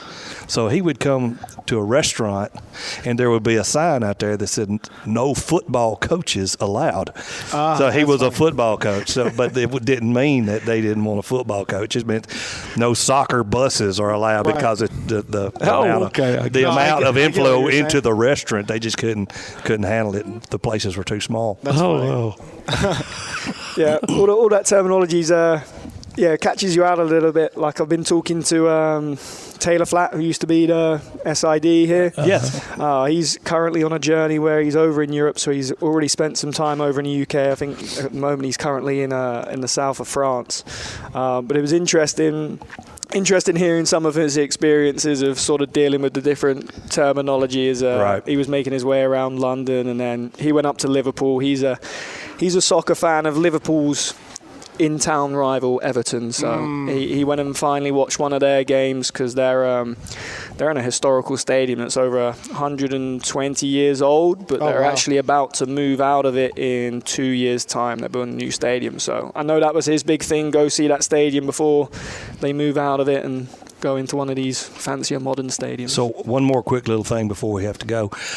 Pennies are called coppers, and subways are called tubes. Yeah. So if you're insulted by another musician that says you'll be playing for coppers in the tube, that's an insult. Now we know. Or pennies in the subway. I think I've been told that a few times in my life. Thank you. Me too, I know. For real. Well, Coach, thank you so much, Coach Ballamy, for joining us. We appreciated your time and look forward to next year. No problem. Good luck this year with the soccer team. Thank you, sir. Thanks, Coach. Ladies and gentlemen, it's time to take a quick break. You're listening to Applebee's Tailgate Talk on WKAC, the Big 1080. Missed part of this week's Tailgate Talk? Go online to tailgatetalk.net and hear the archives. Call or text us with your comments during the show at 256-812-1848. We'll be back with more Applebee's Tailgate Talk on WKAC. Your roof is the first line of defense for your home. Do you have water stains on your ceiling, paint peeling off your walls, shingles missing? It's probably time for you to get your free roof inspection. Locally owned and operated, licensed, and insured, Yellowhammer Roofing is the Yellowhammer State hometown team. Yellowhammer Roofing. Let our family protect what's most important to you, your family. 256-232-1933 or online at yellowhammerroofing.com. We all know how the weather is here in Alabama. On some days, it can go from cold to hot in no time, and you need a system that can keep up. Athens Refrigeration and HVAC is owned and operated by industry experts, servicing all makes and models, whether residential or commercial. 24/7 availability, licensed, bonded, and insured. Don't be left out in the cold or heat. Call Athens Refrigeration and HVAC at 256-871-1571. Alabama certification numbers 22183 and 53483. Athens Refrigeration and HVAC. Limestone Drug, located on the square in downtown Athens, is your local Health Mart pharmacy. As your local Health Mart pharmacy, Limestone Drug is locally owned and has a personal commitment to the community. Limestone Drug honors prescription drug plans, including Medicare. They accept flex spending cards and fill prescriptions in minutes, not hours. Limestone Drug knows there's nothing more important than your family's well-being. So shop Limestone Drug at 200 West Market Street in Athens, your local Health Mart pharmacy. Limestone Drug, caring for you and about you. Need custom screen printing or other promotional products? Got You Covered Screen Printing and More in Athens is, well, got you covered. Screen printing, promotional items, stickers, graphic design, vinyl for signs and garments, and other customized products. They also offer local pickup and delivery services, rush orders, volume discounts, and can customize any project to meet your needs. Got You Covered guarantees to get the job done and will work hard to make sure you're completely satisfied. Call today, 444-4500, or stop by and see them at 800 Highway 72 West, Suite K in Athens. Got You Covered Screen Printing and More. He's got a push. Backed up three. And he got it! Three-pointer at the buzzer to win it! Unbelievable! Join Play Action Sports as we bring you coverage of Calhoun basketball this year. The Warhawks are tipping off their first season on the hardwood in over 20 years, and you can hear live action from men's and women's teams streamed on the PAS Plus app on your Alexa device by saying Open PAS Plus or online at pasnetwork.net. Check out the archives on the Play Action Sports website or on your favorite podcast platform, too. You can also hear select games on Sunday afternoons on WKAC Radio. Calhoun Warhawks basketball is back, and we're here to bring it to you from Play Action Sports. Hi, this is Glenn DiTulio, head coach of the Huntsville Havoc, and you're listening to Applebee's Tailgate Talk. Welcome back to Applebee's Tailgate Talk, ladies and gentlemen. We're live here from UAH Spraggins Hall lobby, right outside the gymnasium. Tom McClung here, old Tomcat, alongside producer extraordinaire Tim Lambert, 1 Adam 12 Dodson, and we've got the men's lacrosse coach joining us now, Mr. Connor Doyle. How you doing? I'd like to get into, you know, dude, I was trying to think where I recognized the name from. I was thinking maybe that would have been a good private detective name, Connor Doyle. But then I remembered Major League. Harry Doyle, Bob Euchre. So that's what it was. So, but that aside, Coach, welcome to the show. Thank you for having me. Awesome. So, just talk to me about the group that you've had. Talk to me about your time here and how much you've enjoyed it. Yeah, so season 3 for me here at UAH, and it's been an awesome time. My team has grown from, kind of this team where, we were okay with being mediocre, and now our standard has kind of been raised, over the last couple of years here. So yesterday had a game. It didn't go our way, but a big learning experience for us, and to get that out of the way early season is what it's all about. So I think we have a great young, talented group, but just got to get to work and put it on the field. Yeah, and we were just talking about how much, the sport has grown in the state, and talk to me about how much that's obviously benefited you during your time here and, just the product on the field. Yeah, so, lacrosse, it's a really big thing with the sport, but you have to grow the game, and it's we're not in a hotbed area, so always giving back to the game, helping out youth programs. We had a summer program this last year that we were helping out with. Okay. But also, getting in with the programs around that, are starting to grow here, getting our guys in there, showing our face a little bit more and getting, our knowledge out, to others that may not have it. And so for us, that also helps in recruiting. We're big on owning our backyard, so getting the best guys in the state. If we can win those battles, then that obviously helps us, out on the field and the product that we put out there. Absolutely. And do you play more of like a tactical style of play? Do you play more of a physical style of play, like rough and tough? What do y'all do out there? Yeah, so lacrosse is a weird game. One game you could be physical and tough. The next game you got to be a little bit more, I don't want to say fragile, but a little bit, flashier and stay away from the contact. Yeah, exactly, finesse. exactly. So, we play a little bit of both. We've got the smaller guys, we've got the bigger guys, and it just depends on the team we're going against. We look a lot on matchups and, try to get out of there, injury free, and hopefully we're beating people up and not getting beaten up. So. And it's 11 for men's lacrosse, right? It's 12 for women's lacrosse? So it is 10 on the field for men's, 11 for women's. Okay, gotcha. All right. And so what type of formation do you all try to stay in or try to, execute? Yeah, so offensively we have a number. We have a number of different sets that we use. We're right now running kind of like an open pairs kind of look. That might, not make sense to a lot of people, but, working in pairs of 2, all over the field with the 6 offensive guys. We've also got a 1-4-1, also a little bit of a pairs, look there. So, trying to, make the defense question what they're going to do is what we try to do. Make them make choices, and hopefully they make the wrong one, and we score a goal. So absolutely. And, like you said, you've really enjoyed your time here at UAH. You said you originally came from Maryland, and talk to me a little bit about recruiting, how you were able to, is the high education aspect of UAH a really good recruiting tool for you all? Because I know there's a lot of really smart people who play lacrosse. Yep. Yeah. I mean, that is first and foremost what we go after in the recruiting process is, we look for the guys that are, academically driven. At this school, if you are not focused on that, you will not succeed. Yeah. And so, we really go after those guys. That's our first kind of benchmark, first box we check off. And then after that, we obviously look at the athletic side, what we can do on the field. So we mesh those, 2 criteria together. Those are kind of our first 2. There's a lot more that go into it, but the academics is a huge piece. And obviously having engineering, there are not many, schools in Division II that have engineering and a lacrosse program. So, I think we're one of 5 or 6. So we really, play that. We compete against some bigger schools, and, ours is, now competing against Division I programs, for our recruits. So it's obviously a good battle to be in. Yeah, I was about to say, it sounds like you have a lot of things going your way being here. Mm-hmm. Absolutely. Sweet. So how far out do you reach or try to reach in recruiting? Like how far away are some of your guys? Like where are they from? Oh, man, we're everywhere. We're not really regionalized, to the southeast. We've got guys from, British Columbia, Canada. Okay. We've got, guys in non-hotbeds like Arkansas up to Boston, Massachusetts, down in Florida. We've got guys from Texas. We're looking at, we have a committed guy from Colorado. So we're everywhere. If you can play lacrosse, we're going to look at you. We don't care where you're from. If you fit into what we're looking for and into our mold, we want you here. I can imagine someone from being British Columbia or Colorado and say, Huntsville, Alabama, what in the world's going on down there? Yep. And then they get to looking at what Huntsville, Alabama is actually all about, and the surrounding area. Right. It's like, well, okay, let's come down here and take a look. The biggest thing that I've noticed with our Colorado families is that they come here and I talk about our mountains, and they're like, Coach, those aren't mountains, those are hills. Those are hills. And so that's the biggest thing that we run into with those guys. We are in the foothills of the Appalachians. That's right. That's funny. Yeah. Okay. And so, the family support you get from people, from all over the place. Like, talk to me a little bit about that, about, how much support you get from, parents who may be from Colorado, who may just make a joke about the mountains, but, I'm sure they still very much support the program. They do.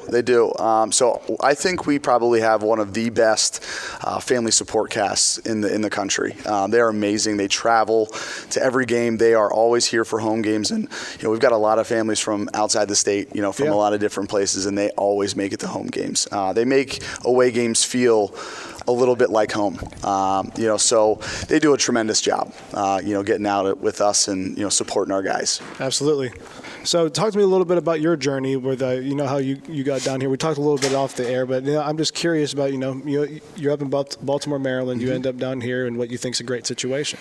Yeah, so coaching has this way of taking you all over the country. And, I started my graduate assistant position in Georgia, went home back up to Maryland, and took another position up there in coaching. And then we had about 4 feet of snow in 3 days and realized that I needed to get my butt down south. So, I got down here, and I've been in the South ever since. So I've been in Alabama now for 7 years, coaching at different universities. And, I found, I think, the nice, piece here at Huntsville. It's an amazing place, city-wise, school-wise. I mean, it is full picture, university. And I think we're starting to kind of see that full effect now. So you like the heat over the cold any day of the week? 100%. When the toes get cold, it's not a good day. Oh, I hear you. The tornadoes over the snow any day of the week. Yeah, that gets a little dicey. The tornado, when the sirens start going off, it gets a little dicey. Especially when you first moved down here, I'm sure. Had no idea what it was, and heard my first one and thought, we were going into like a nuclear war or something, and ended up just being a tornado test. So a test. It was a test. It's probably a Wednesday. Yep, first Wednesday of the month. Absolutely. Well, Coach, thank you so much for joining us. Ladies and gentlemen, Coach Connor Doyle, the men's lacrosse coach. Best of luck on the season. Thank you guys for having me. Absolutely. It's time to take a break. You're listening to Applebee's Tailgate Talk on WKAC, the Big 1080.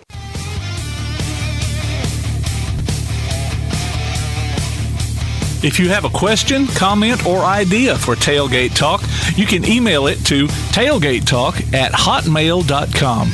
We'll be right back with more of Applebee's Tailgate Talk on 1080 WKAC.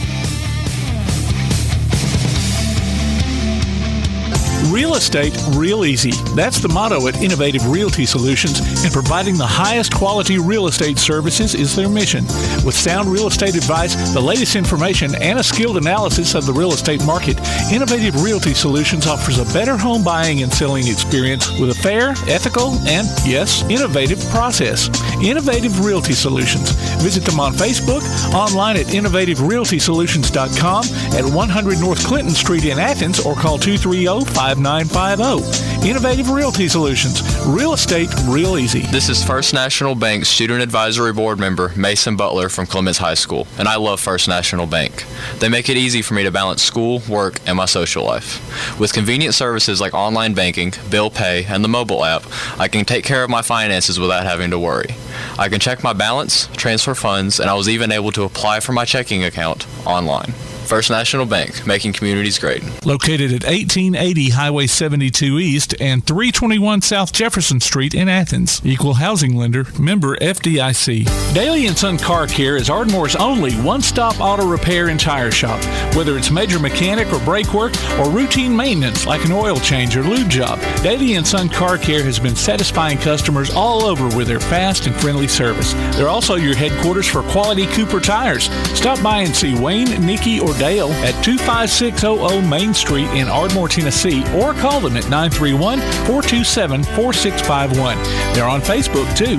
Doyle and Son Car Care, open Monday through Friday, 7:30 till 5, and Saturday, 7:30 till noon. Addiction can have a crippling effect on everyone involved, leading to health problems and behavioral disorders. SOAR Addiction Recovery can help with their comprehensive and confidential treatment. SOAR understands the heartache and pain of addiction and can empower you to re-engage in a meaningful life. If you or someone you know needs help, don't wait. Call SOAR Addiction Recovery. That's SOAR at 374-3858. Located at 30521 Ardmore Avenue in Ardmore. It's time for you to soar. Call now, 374-3858. SOAR Addiction Recovery. Want to howl with the Havoc this season? Now's your chance from Tailgate Talk and the Huntsville Havoc. Just go to tailgatetalk.net and register your name. Then listen to Tailgate Talk Saturday mornings at 10 as we announce the weekly winners of Huntsville Havoc tickets. Howl with the Havoc this season from the Huntsville Havoc, Tailgate Talk, and 1080 WKAC. Hello, I'm Andrea Smith, head baseball coach at Ardmore High School. When you're born in this world, you're given a ticket to the freak show. So you're a control freak?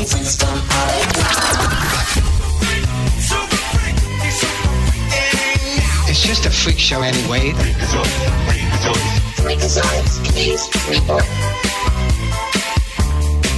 Welcome back to Applebee's Tailgate Talk, ladies and gentlemen. Tom McClung here, old Tomcat, alongside one Adam 12 Dotson, producer extraordinaire Tim Lambert, and you heard the intro. You know him, the man, the myth, the legend himself, Mr. Cade Coleman, also known as Freak Daddy. Hey, good morning. Good morning. Good morning. Up there, my bad. Looking good.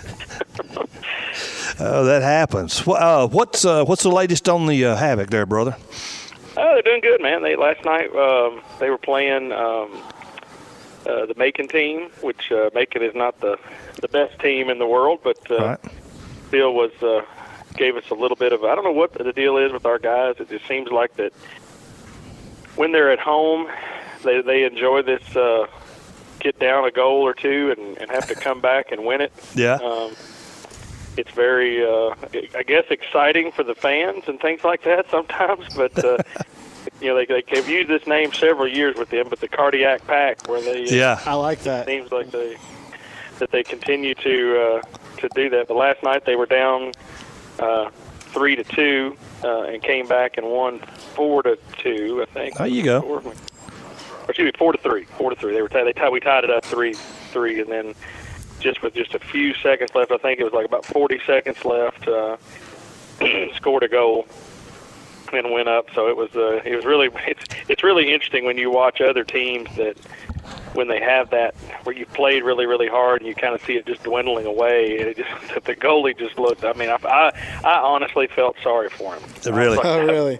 That was rough. Like, you know, you played a very, very hard game, and then all of a sudden, I think it was like 58 seconds left to go in the game, and Nathan Hudgens scored a goal, and it was a sweet one too. So it was an interesting game. I had a great crowd last night at Boy Scout and Girl Scout night, so that was neat seeing when you get to introduce the younger generation to hockey, maybe some of them that hadn't been there, and so that was a fun night. And tonight is always one of the highlights of the Havoc with the Melissa George night. Yeah. When the guys get to go out, and they said sometimes it seems like they play a little bit harder when they're wearing pink and baby blue. Hey. Maybe they get picked on, and then nothing better than the little sister from Birmingham that comes up and chance to whoop up on her. Well, didn't Cy tie the record for goals last night? I think he did, and then Coach DiTullio got his 300th win, which was he was actually he was the first star. They gave him the first star. He got 300 wins, and that's cool. Glenn's such an awesome guy. It's funny. I sent him. You know, he and I have like a real neat relationship where you know, we used to always go and eat lunch. His birthday is the same day as mine. Nice.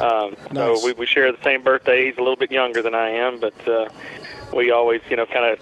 Our text messages are always the ones that.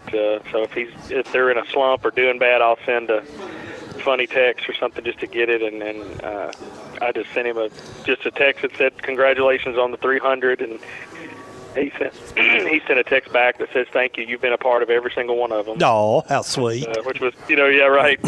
And so I mean, that's just the kind of the guy he is. And I remember when Glenn came in as a player, and when he ended up, you know, Randy Murphy was the coach, and he had won, and Glenn was there, and you know, for whatever reason, you know, Keith Jeffries took a liking to Glenn, and just the style of play and his character, and a family man, and he's been with the team, you know, I think it's his 12th season, 11th or 12th season. Yeah.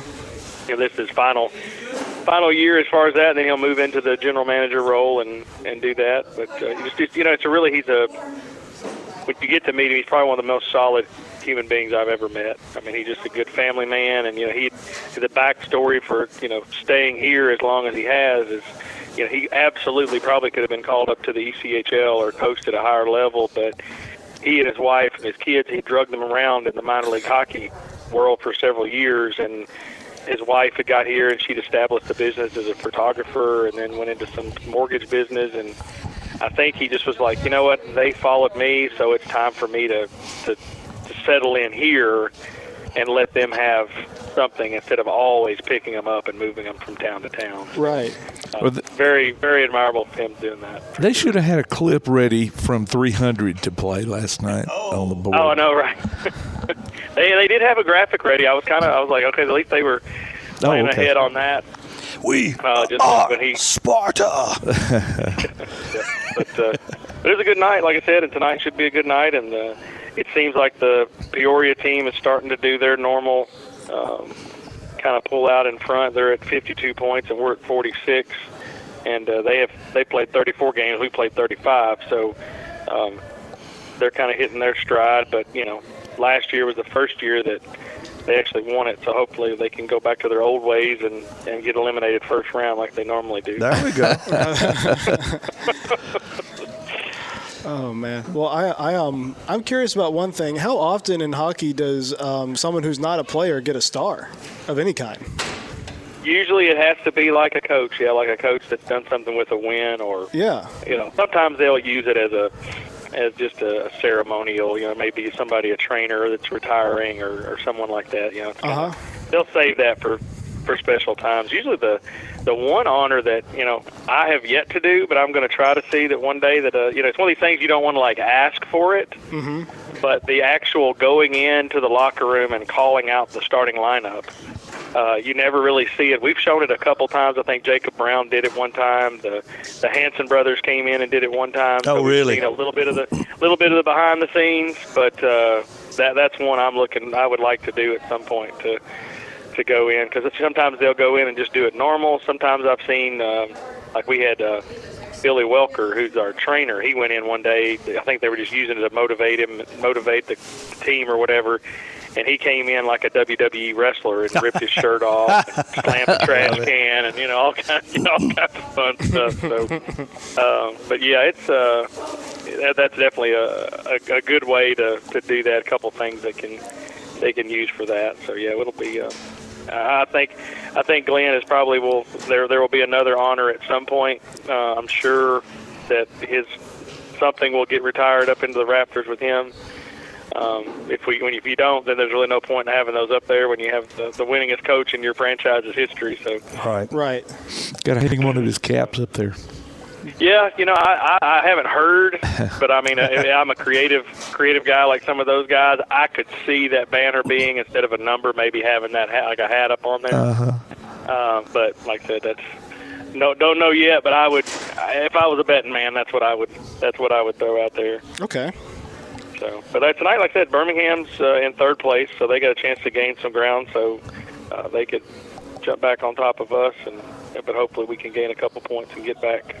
Peoria. That's what Peoria played Quad City last night, which Quad City's like 9th place, and Peoria beat them 6-0. So they kind of get that routing of the schedule where they get to take advantage of the shorter bus trips, which somehow seems to be the lesser teams. You got the Vermilion County team that's only won 4 games, and Macon's won 5, and Quad City's 14, and Fayetteville's 15. So yeah, it's that bottom rung that they've been getting to play a lot. So it looks like I'm finally going to be able to attend a game on March 11th, the Trash Pandas night. So okay, I went yesterday as we recommend to go to the box office. Don't use Ticketmaster. And all of the lower ones, it's like people enjoy hockey or something. All the lower seats are gone. So producer extraordinaire is going to hook me up maybe with some mezzanine seats. You know somebody else that may possibly, if you're nice to them. Really? If you don't make any kind of like snarky Kentucky basketball comments. But brother, you got me confused with Todd Tomlin. Todd's not here today. But I'm sure that if you're needing 2 tickets or however many you're needing, just let somebody know. Not saying that I want to trump Tim, because I don't want to make him mad either. But hey, And you know, that kind of reminds me, you've had so many sellouts this year. You know, if you are one of the ticket winners that we have every week, you need to come by and get your vouchers and go get your tickets early, because you don't ever know. Yeah, it has been, you know, and we've talked about this a couple of times, you know, of a town full of engineers. Apparently they didn't get any structural engineers to help when they built the Von Braun Center, or they weren't thinking about money. But, you know, pretty much every arena in the world, you know, you have a larger lower bowl and then a smaller upper bowl. The Von Braun Center is completely opposite. So there's a ton of upstairs tickets, but then a smaller premium lower level seats. Yeah, that was built around 1976, I'm thinking. Yeah. All of those pylons, concrete pylons that surround the main Propes Arena there on the outside. Those forms were built. Every one of them but one was built by my dad. So it was the engineer's fault. I mean, he was doing what the engineers told him. Yeah, it wasn't your dad's fault. No, he built the form that the engineers told him. I know the seats up top don't seem as big as they used to be. Yeah. Well, no, those are the same. The difference are they? is No, I'm just saying they don't seem as big as the lower bowl. The lower bowl they renovated. You know, Mayor Battle. We're broadcasting. Hopefully, it doesn't get too far into Huntsville here. But Mayor Battle went to a game and he was having problems with the seats. They weren't wide enough, so he wanted to have them expanded. So he kind of made a little suggestion that they go and widen the seats. So they end up losing some seats. Yeah. One seat per row, and wow. Then also any time that you come up to build in a new area, you always have to come up to code, and you know, it's a good thing that they were, you know, needed more handicap seats, so there ended up being more handicap seats that were right. Well, I've just gotten wider is what is. That's my problem. Is, so. that could be. That could be it. I know. When I go up top, I enjoy going, but whew, like I enjoy the best seats. Sometimes you can see the game a lot better. Oh yeah. But I'm not the biggest on heights, even though it's not that high. But I'm just like, yeah, this is. No, I'm with you on that. I get a little out of breath going up those steps. Yeah, I'm with you on that. And you know, anything that's higher up than ground level is enough for me. So. Yep. Cool. Well, buddy, thank you so much for joining us. No problem. I want to ask a question. Okay, what's the situation for tonight? Is it a sellout? I haven't heard sellout yet, but I do know that it was in that kind of that danger zone where it was like right around that 1,000 seats to 500. So yeah, I would definitely say, hey, you need to get up there and get some tickets tonight ASAP if you're wanting to do that. But like I said, they are officially open now. So if you want to kind of make a day trip to Huntsville and come and walk around and check out some things and just stick around for the game, it'd be a perfect day to do that. All right, sounds great, buddy. And since you sent your recommendation out, I may text somebody that I know and see if they might could help out a little bit. Hopefully you still have the same number. I do. Hopefully you made the cut. Hopefully you made the cut. I will introduce myself to the person just in case. Our pastor lost his all of his contacts went out from his phone. So I'm flying to Atlanta and his son is going out on a trip. And I'm like, hey, me and your boys flying together. And he's like, oh, that's great, man. By the way, who is this? Man, I've known you for 25, 30 years. So.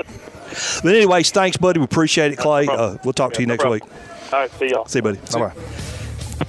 Freak Daddy, ladies and gentlemen, our Huntsville hookup for the Huntsville Havoc. And it's time to take a break. You're listening to Applebee's Tailgate Talk on WKAC, the Big 1080. Congratulations to Dana Carter, Luke Jewell, Allie Lovell, Jeff Pierce, Tammy Barnes, and Johnny Chaffin. This week's Howl with the Havoc winners. They each pick up tickets to see the Huntsville Havoc in action this season. Go to tailgatetalk.net and enter your name, and you may be our next winner. Tailgate Talk will be right back. If you're looking for an alternative to the insane prices of buying furniture, appliances, and electronics outright, why not consider rent-to-own at Buddy's Home Furnishings in Athens? High quality at low prices. Top brands like GE, Maytag, Samsung, and Ashley. No credit approval and flexible payment options. See what you can take home today. Visit Buddy's Home Furnishings in Athens at 600 South Jefferson Street in the Athens Shopping Center. Go online to buddyrents.com or call 206-9505. Buddy's Home Furnishings. It's 2023, and it's the year of the gig. Gig Speed Internet has the power to change lives, starting right where you live. Slay your workouts this year. Stream your sets. Track your runs. Chart your gains. Call WKNT at 877-954-8748 to get your gig life started today. That's 877-954-8748. When things go wrong, State Farm is here to help life go right. And Agent Michael Howell is the one who can help get things back on track. See Michael for your auto, home, life, health, property, and business insurance, and be ready for those unexpected twists that life throws at you. Ask about banking and annuities, too. Call State Farm Agent Michael Howell at 232-5400. Visit him online at michaelhowell.net or go see him at 903 South Clinton Street in Athens. State Farm Agent Michael Howell. There when things go wrong, here to help life go right. While others have come and gone, the Lions Den Gym has been roaring as a workout and exercise fixture in Athens, growing from its humble basement beginnings in 1981 to their current 10,000 square foot location at 212 Commercial Drive in Athens. The Lions Den offers 24/7 access to their ever-expanding equipment collection that includes treadmills and climbers, elliptical trainers, stationary bikes, loose weights and dumbbells, and over 45 different weight machines. Contact the Lions Den Gym about a membership today at 256-652-2627. Visit them online at lionsdengym.com or on Facebook. The Lions Den Gym, 256-652-2627. Keep up with local school, travel, youth, and amateur sports throughout the week with the Play Action Sports Update. Listen weekday mornings at 7:30 and weekday afternoons at 1:30 and 3:30 as we bring you the latest scores, news, and announcements from Limestone County and surrounding communities. That's the Play Action Sports Update 3 times a day, Monday through Friday on 1080 WKAC. Hi, y'all. This is former Rams cheerleader Jennifer Cobb, and you're listening to Applebee's Tailgate Talk. Welcome back to Applebee's Tailgate Talk, ladies and gentlemen. Catching on the last part of the show here, we are live from Spraggins Hall in the lobby. Sitting up here like we're a vendor selling T-shirts or something. You know, it looks great. Yeah. Absolutely. Well, I'm going to say it. And I'm not sucking up either, but we saved the best for last. The athletic director of the University of Alabama Huntsville Chargers, Cade Smith, is joining us on the show. Welcome. Good to be on here. I always want to call everybody coach, but you're a coach, so that works. Coach works. I answer to a lot of things. As long as it ain't late for supper for me, I don't care what you call me. There you go. Well, Coach, AD, whatever you want me to call you. There you go. You have a lot going on here. There's a lot of things to be happy about, it seems like, right now for athletics here. It's a busy time. Yeah. Anytime you get into February, yeah, one of our crossover seasons, that gets a little bit hectic. I know. Now we have, of course, all of our winter sports. Both basketball teams and both indoor track teams are going, and then now spring sports have started. So I know you've already talked to some coaches today, but both lacrosse teams, baseball and softball, and so that's a lot happening at one time. And then indoor will transition to outdoor track and field, and plus our fall sports are in their spring season. So February is a really, really busy time. But it's an exciting time. You don't get a lot of days off in February. I was about to say, I'm sure it's keeping you plenty busy. It doesn't take much. I think we have 16 or 17 days in February where we have home events. Plus we host a softball tournament in Albertville. Okay. It's not on campus, but we're still kind of in charge of it. So February's hectic, but look good. I know. I pulled in this morning. The women's lacrosse team is on the field. Yep. The ladies basketball team is on the field. In walks Mississippi College men's basketball team. I'm like, wow, this is a jumping little joint this morning. It's popping off for sure. Now, logistically, there's always a lot of moving parts, and especially when you have multiple venues going on. I know we had men's lacrosse out at Charger Park yesterday, and once we get into a few of those days where we have 3 or 4 venues happening at once, those are days where you get here early and you leave late, but those are good days. We enjoy those days. I was about to say. So, talk to me about what February is looking like for you, like where you're bouncing around to, like some of these events you do have going on. You've talked to me about the sports that are going on right now, but what's it looking like? Yeah, well, I mean, for me, I try to, obviously try to be present at as many home events as we can.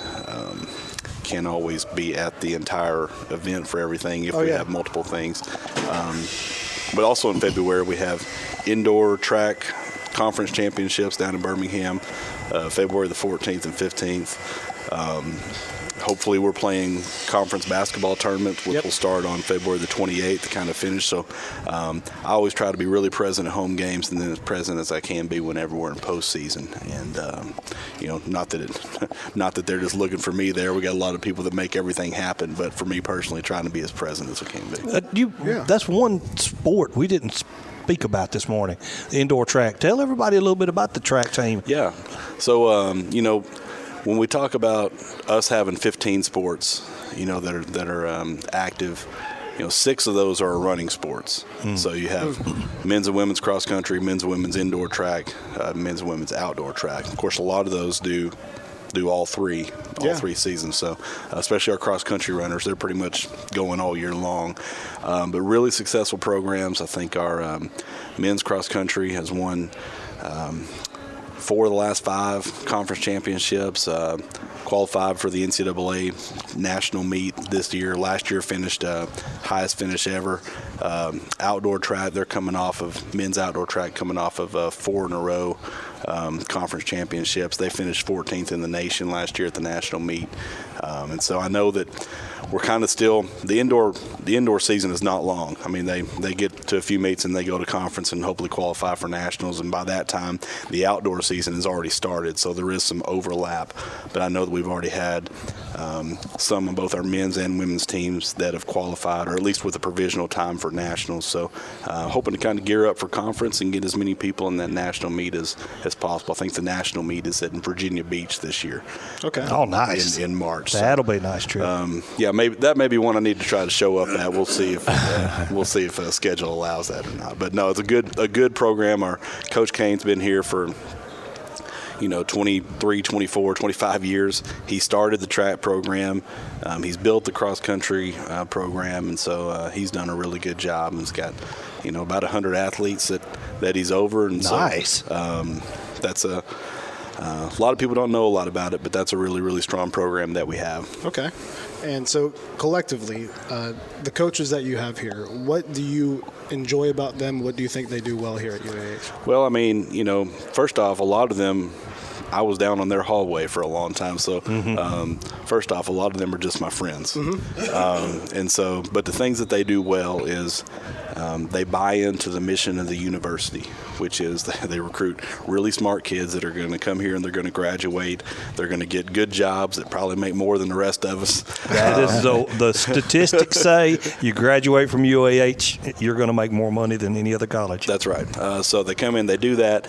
They get good kids that are active in the community. They're active on campus. They support one another. And so our coaches do a really good job with that. On top of that, they're really competitive. It's not a win at all cost. That's not what we do here. But it's get really good kids that compete hard, that they really put the academics first. Student athlete is accurate here in that order. And then we just have, we have a bunch of good kids. Yeah. And so our coaches do a good job of kind of setting the tone for that on who they bring in. Go ahead. What kind of every program's growing? Yeah. What kind of expansion do you have looking at things, if any?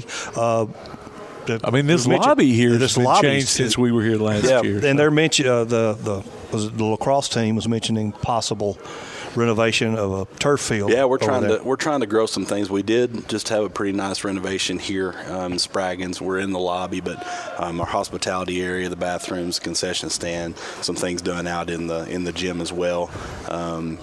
that's really been helpful. This is a 45-year-old building now, yes. And so it's been well taken care of. But until you do some new things, you don't realize how bad you needed some things. As far as other facilities, I know you talked to lacrosse. We've got to figure out a way to get lacrosse their own space.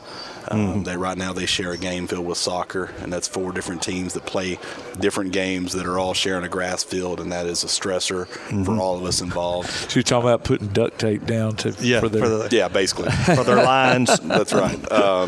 And then track. We don't have a track on campus, so we're working to try to develop plans to raise some funds to do that. And so, with our track teams and our lacrosse teams, that makes up more than half of our student athlete population that are really not even practicing on campus most of the time. So. As far as that, we've got to figure out a way to enhance our facilities. As far as sport expansion, it's we're always looking for things that make sense, with the university. But before I worry about that, I really want to make sure that we're taking care of what we have first. Right. We still have some deficits in some of our budget areas that we need to work on to try to make them as competitive as they can be. But that's kind of where we are on that. Okay. Professor, producer extraordinary Tim Lambert did a yawn there. Trust me, you were not boring. We just stayed up late. Hey, it's okay. I get yawns a lot when I talk to people. It's those dulcet tones. There you go. And this may, I don't know, a sensitive question here. I know a couple of years ago, they had an issue with trying to bring hockey back and raising the money for that. And I don't know if that was kind of an aborted mission or the situation. The last time that anything was mentioned, that's a situation that we're still in.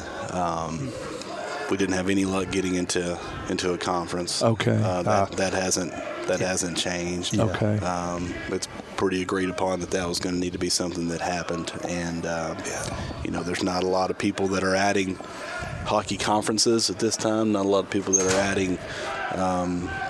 Outlier institutions into their conferences, and so right now it's kind of status quo from the last time I was there. I participated in a few calls. We've made some different proposals to different leagues to no avail, but same place you left it. Because I was trying to think if that was kind of when the whole COVID thing was going on too. I knew after you mentioned it, I remembered it was kind of a conference issue.